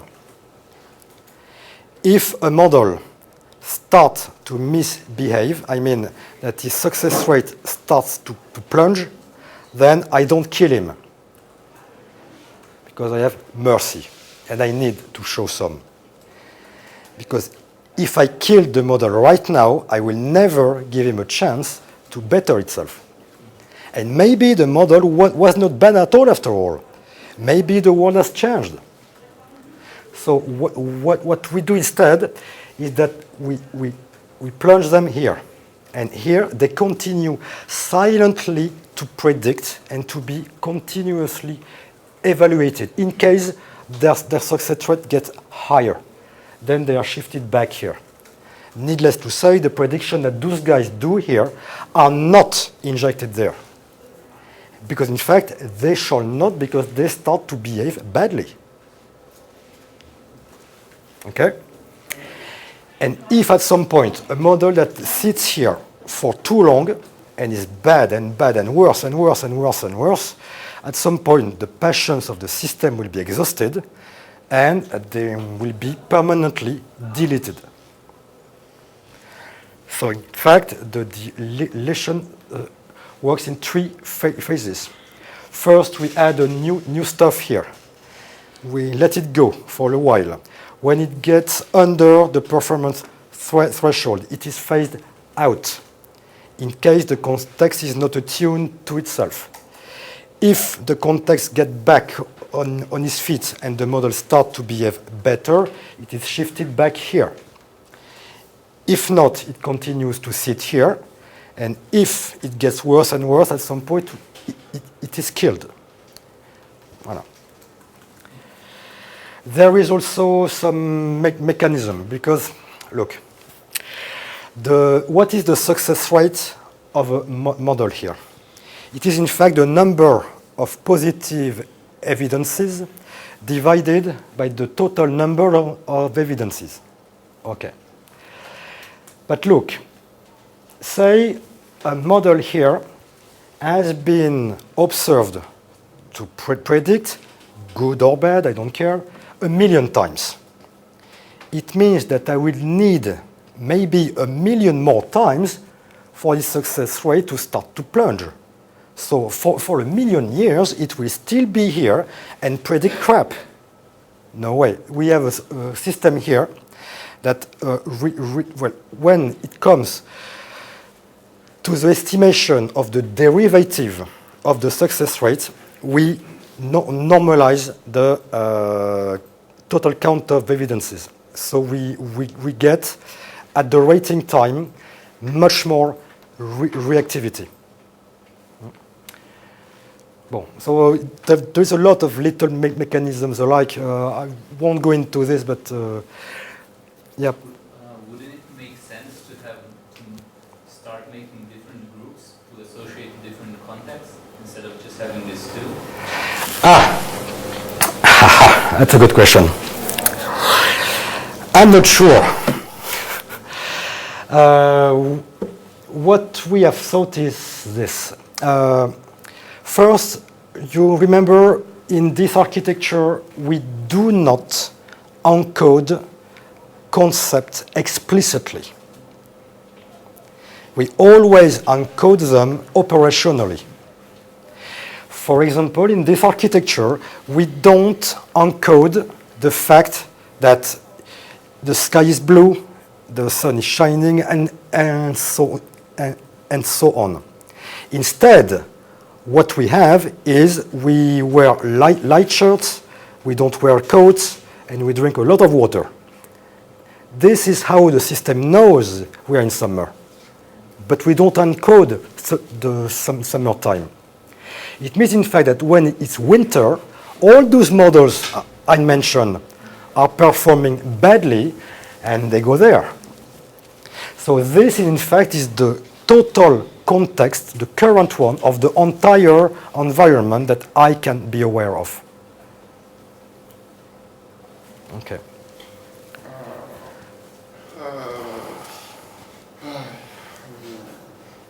I'm just I told you it was painful. Just waking up. What was your after some experiments with the system? What order of models that comes to primary group? Is there mainly high order models, or is it fairly distributed to the primary group? How does it go? I don't know what you mean by high order. You was talking about model hierarchy. Yeah. And one models are closer to goals, and Oh, other yeah. models are Yeah. more operational. Okay, I understand. Yep. So in fact, the higher in abstraction, the most likely they are to stay there for a long time. Well, it's simple to understand. If they are higher in abstraction, they are prescribing and specifying less constraints. So it means, in fact, that they are more tolerant. More exactly, they can be used and reused by many subsets of valid context of the environment. So if they are not used by some models who only works in the summertime, they will probably still be used by the ones that do work in the winter time. Because in fact, the more abstract, the more likely they are to be shared, you know? Yep, that's true.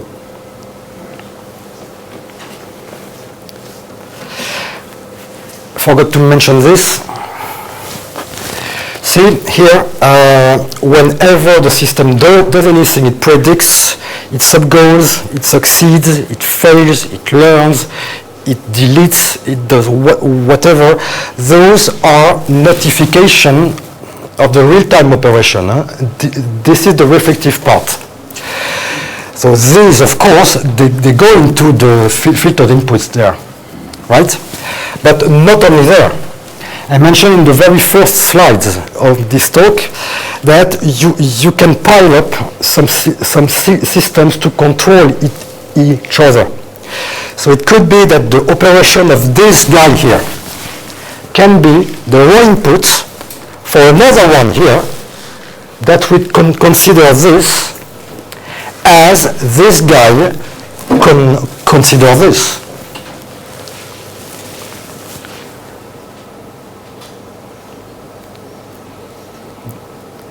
Okay, didn't fall. I will make myself more explicit here.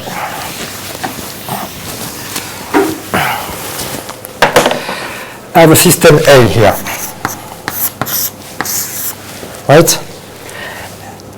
It gets some inputs from the real world here, and does things, creates models, delete models, and whatnot, and adds back on the environment. But in addition to doing this, it also talks to itself. It says, when I get this, I think like this, and I'm doing this. It's the internal input. Those were the external. Right? Now, just imagine I have a system B here, whose goal is not to act on the world, but whose goal is to act on that guy. Then in order to do that, this guy has to model A in the same way A models the world. A models the world on the basis of what the world does. B models A on the basis of what A does. A does is the reflective inputs. So you just do this. This is analogous to this.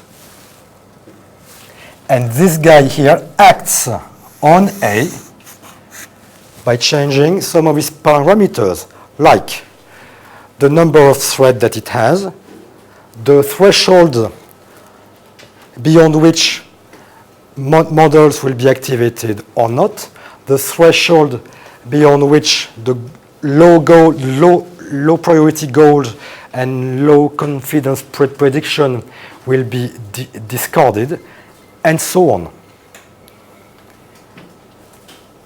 For example, if this guy here talks to itself and says, I'm getting more and more behind my deadlines, this will be known by B here. And B can take some actions on A to force him to have less goals. For example, by reducing the priority of some drives. And you can go in this way as long as you want. For example, we have implemented this guy here to model how A plans, to learn those things here, to learn the good ways here in order to compile them in C++ code. See?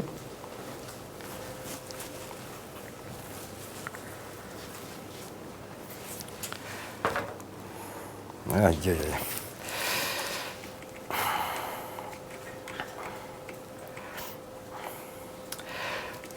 Okay, one last slide.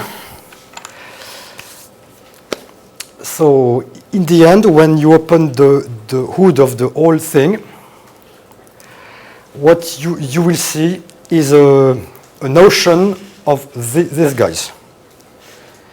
It's where all those things are done. The models, we know how they work. Each one is associated with a large set of threads that do the forward chaining, backward chaining, sub-goaling assumption, all of those things that monitors goals produced by this guy here and also monitor the success of the prediction issued by this guy here, that also rate its performance, that phase it in or out the primary group, and so on. So it means, in fact, that the implementation level, it's a uniform set of the same things here. Plus, of course, the executive and the scheduler, but that's all. This is to put in contrast with well-known cognitive architecture like SOAR or Actor or LIDA, when you see a huge amount of heterogeneous boxes here and there and there and there, which is in fact a pain in the neck when you want to change it. Here, when you want to add stuff at the cognitive level or at the performance or whatever, you just change the behavior of this guy here. So in fact, what you have to do is to touch one class.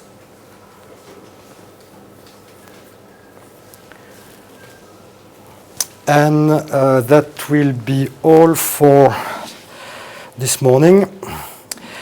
This afternoon, I will go into the details of how the models are learned.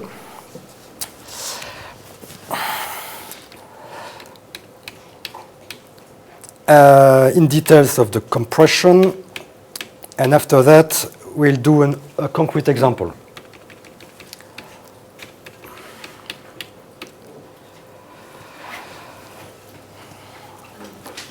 I think my question is a little bit like the question of chicken and egg, which one comes first? Say, it seems to me that model is the very important part because in order to generate goal, the goal has to be relevant to the model. And then in order to extract pattern or to guide how to extract pattern, you need to relate it to the model as well. Yep. You need to know what to extract. But then if the model has to be learned from the real world, so it has to learn from the patterns extracted from the world, the input. So, like, which process comes first? Like, the model is The answer is simple, is the chicken first. It means, in fact, the programmer is the one that lays the first egg. True. And this egg is full of models that will drive the learning. And the more mature they get little chicken that lay more eggs. It is, in fact, in other words, what we call the seed. It's the set of drives, top-level models, and just that. So it's the very thing the system has just to start to touch things, Doesn't do much, sure. But it does enough to put itself in situation it was not, and then to learn about it. Good morning, hijacking the session. Day before yesterday, Chris showed us a demonstration video of AERA in action. Now, you said you had 20 hours of training data, roughly. Was there any extra computation time? Was the demo simply run in real time after that? Oh yeah, true. Was it in real time? Yep, absolutely. So it was 20 hours of CPU time running over the training data and then... I see. You are thinking machine learning. I'm thinking what's not the CPU time?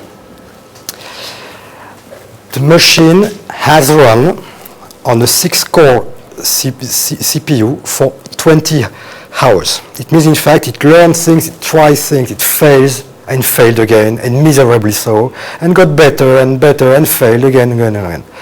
When I thought it was good enough, I started it anew with the knowledge it accumulated, right? So the machine ran in the video that you saw just a little bit more than the actual length of the footage, So that was actually real time? Yeah, sure. Wow. Okay. Another question I had yesterday, this is just getting curious. Yeah. Was the voice synthesizer that you used, was AERA just spitting out whole sentences, or was AERA spitting it out word by word, giving intonations? Word by word, with no intonations. Okay. Wow. Just wanted to ask a question about the previous question was asked. You said about the difference with machine learning. Am I getting right that given a big enough data set, AERA will be learning better and better as long it will look into it. So it is not, if the data set is big enough, it is not question of the size of data set, but it is a question of how long does it look into it. That's true, yes.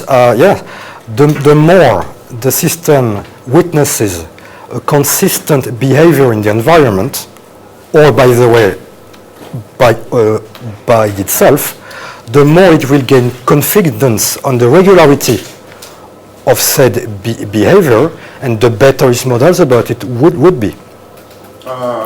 I see. My question is about that it looks at the data set in its whole, not by one example after another, or it isn't the case.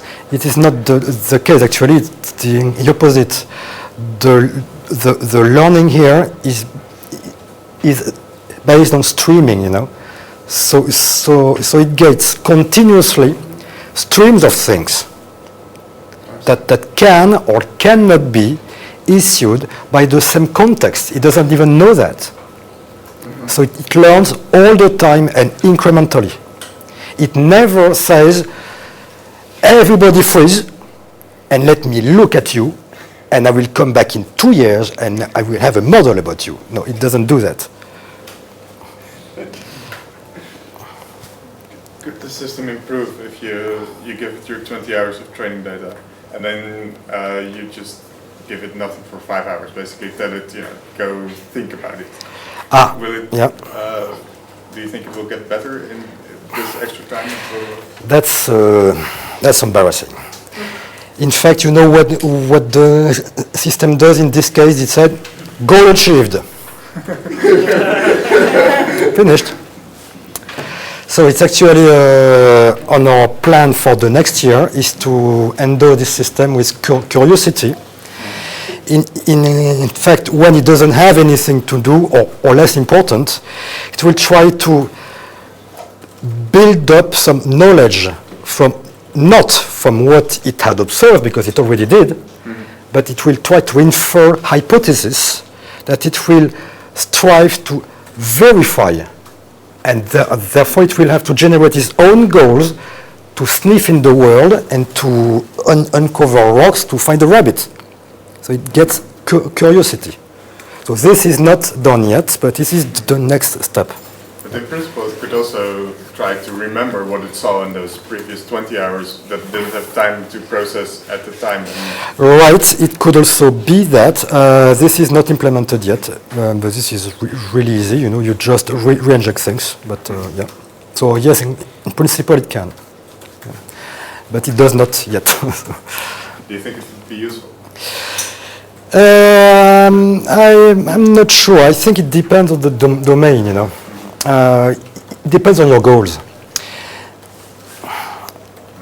So I'm not sure yet. I still have to think about it instead of doing this. Yep. Something very different, but you talked about distributed stuff. Does it handle fault tolerance, or is it Pardon? fault tolerance if one node goes down or something? If you're running it on several computers and one computer is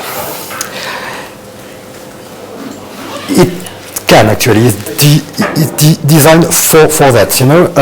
This replicate stuff has been designed to run on a cluster. Yeah. Well, from a laptop to up to 256 nodes. Okay, fine. That's why we have included a possibility to partition the models. So you have two ways. You spread all the models on the cluster, and if one fails, it's just as if in your brain you lose a part here, so you start to act a little bit weird, but you're still alive, Or you replicate things, or you do a combo of both, actually. Yeah. But this is more a matter of system administration than of the functioning of the system itself. Yep. A little bit more technical question.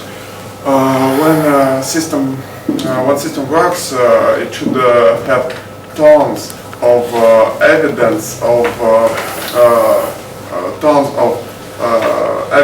of the same fact with different confidence, shouldn't it?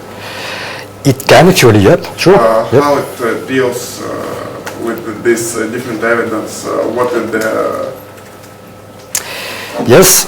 So this is handled by the executive. In fact, well, I hope that now it's obvious. The whole operation is based on pattern matching, right? And the executive takes care that you don't have 2 times the same thing. Right? In your case, it's not exactly the same. What you are saying is, I have a fact about A with a confidence 0.9, and in the same time, a fact about A at confidence 0.5. This is a parameter of the system. It's optimistic or not. If you set it in optimism mode, it will get the highest confidence. Right? But listen to this, because you have forgotten that every facts are defined within a time interval. And in fact, it is extremely rare that for the exact same time interval, which is expressed in microseconds, you have exactly the same two observables with different confidence. It's almost impossible because the resolution of the scheduler is 1 microsecond. I'm talking about a little different thing, I think. As I can understand the architecture, there are a lot of models that firing concurrently. Yep. So these models can generate. These models can be, first of all, contradictive. Absolutely. And then they can generate a lot of contradictive results. True, So, that is true. How will we make our mind yes. in this case? Alors, yes, we handle them all actually. We handle them all. Handle. Yeah. Yes. Just to take an example, I have A on tails B. This is M0. At the same time, I have a very different one which says A and tails not B. Right? And I get A. Right? So here, this will produce a prediction of B, say with a confidence that depends on the success rate here, at n of this one, but since it is the same input, what is differentiative here is the success rate of that over the success rate of this. Say I have a confidence 0.7. Here, I will predict the absence of B with a confidence like this, right? I keep them both. And I must, because I don't know when I predict this, if I will be proven right or wrong. I might be just in the process of experiencing a context switch where this would prevail. So I take them both. And if I am still in the context when this guy works better, this guy will be proven wrong here, and his success rate will drop and will be phased out. Same when I do the simulation, I always take both. I see, thank you. And what about if it is not a contradictive case? I can't understand, I'm just a little bit confused now already. Can there be another model in the system that predicts B2? Yes, it can. For example, from C. Yes. With different confidence. Yep. And how the system will deal with this case. See, and then say I predict B with 0.2, right? Still, I keep them both. So it is different instances, and Yes. It will be rated differently and will be rated both. Both. I see. Both, yes. Because look, this doesn't say the same thing as that one. I need to rate it too, it's, yeah. Absolutely. That's what I was interested in. Yes. How do you deal with knowledge that's not acquired by direct observation, but for instance by somebody told you something? This is an observation. Okay, but for instance, you can have these two conflicting things. You can be told by different people, and you don't have the direct experience in order to evaluate which one is correct. But True. maybe you still want to have one confidence level in a certain event. How do you? This is all. It's always handled in the same way. Say, but yeah, here. Say, somebody tells me that to eat food here, I should go there. Someone else tells me I should not go there. My experience will be accumulated in such a way that maybe the guys that matches A here are more often right than the other one here. It doesn't matter where the model comes from. What is important is what they are at some point in time.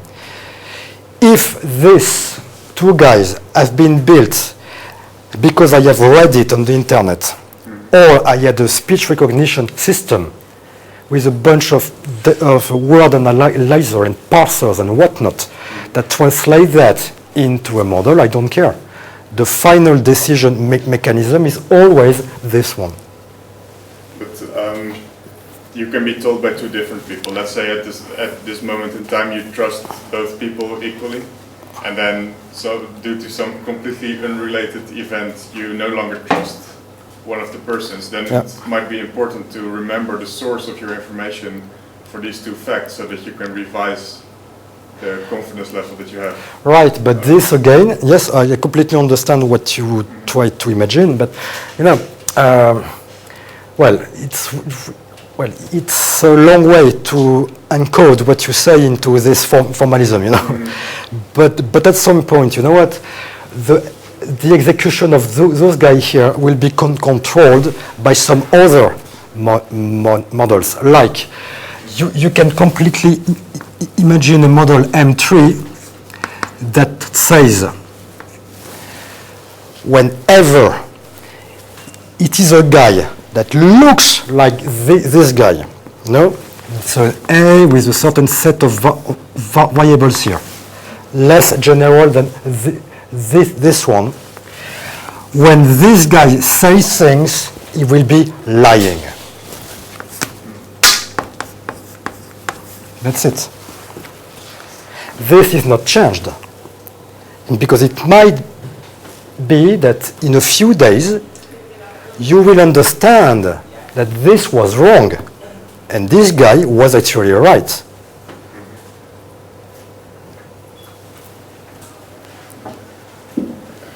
So you have a long chain of these things. Yeah. And the nice thing about this way of doing it is that if you happen to have a piece of information from someone that you think is a liar, but it may be the only source of information, it's still the best way to go. So you don't, exclude that possibility. Or not You to know, it's go. always piecewise. Yes, what one has to remember is the granularity of those guys here is really, really, really small. No, and the information about, say, an interlocutor and a speaker and the context and all of that will be encoded maybe in 100 of those guys that are all controlling themselves, So you will never have a model that says, tall guys lie. It won't be that. It will be, in fact, a combination of a lot of instances of lower level stuff, Okay. By the way, you just said about the lab guys. Can it operate with these famous layers and nights problems? Is it have even possibility of it by design? This all depends on the seed that you give the system at first. This sort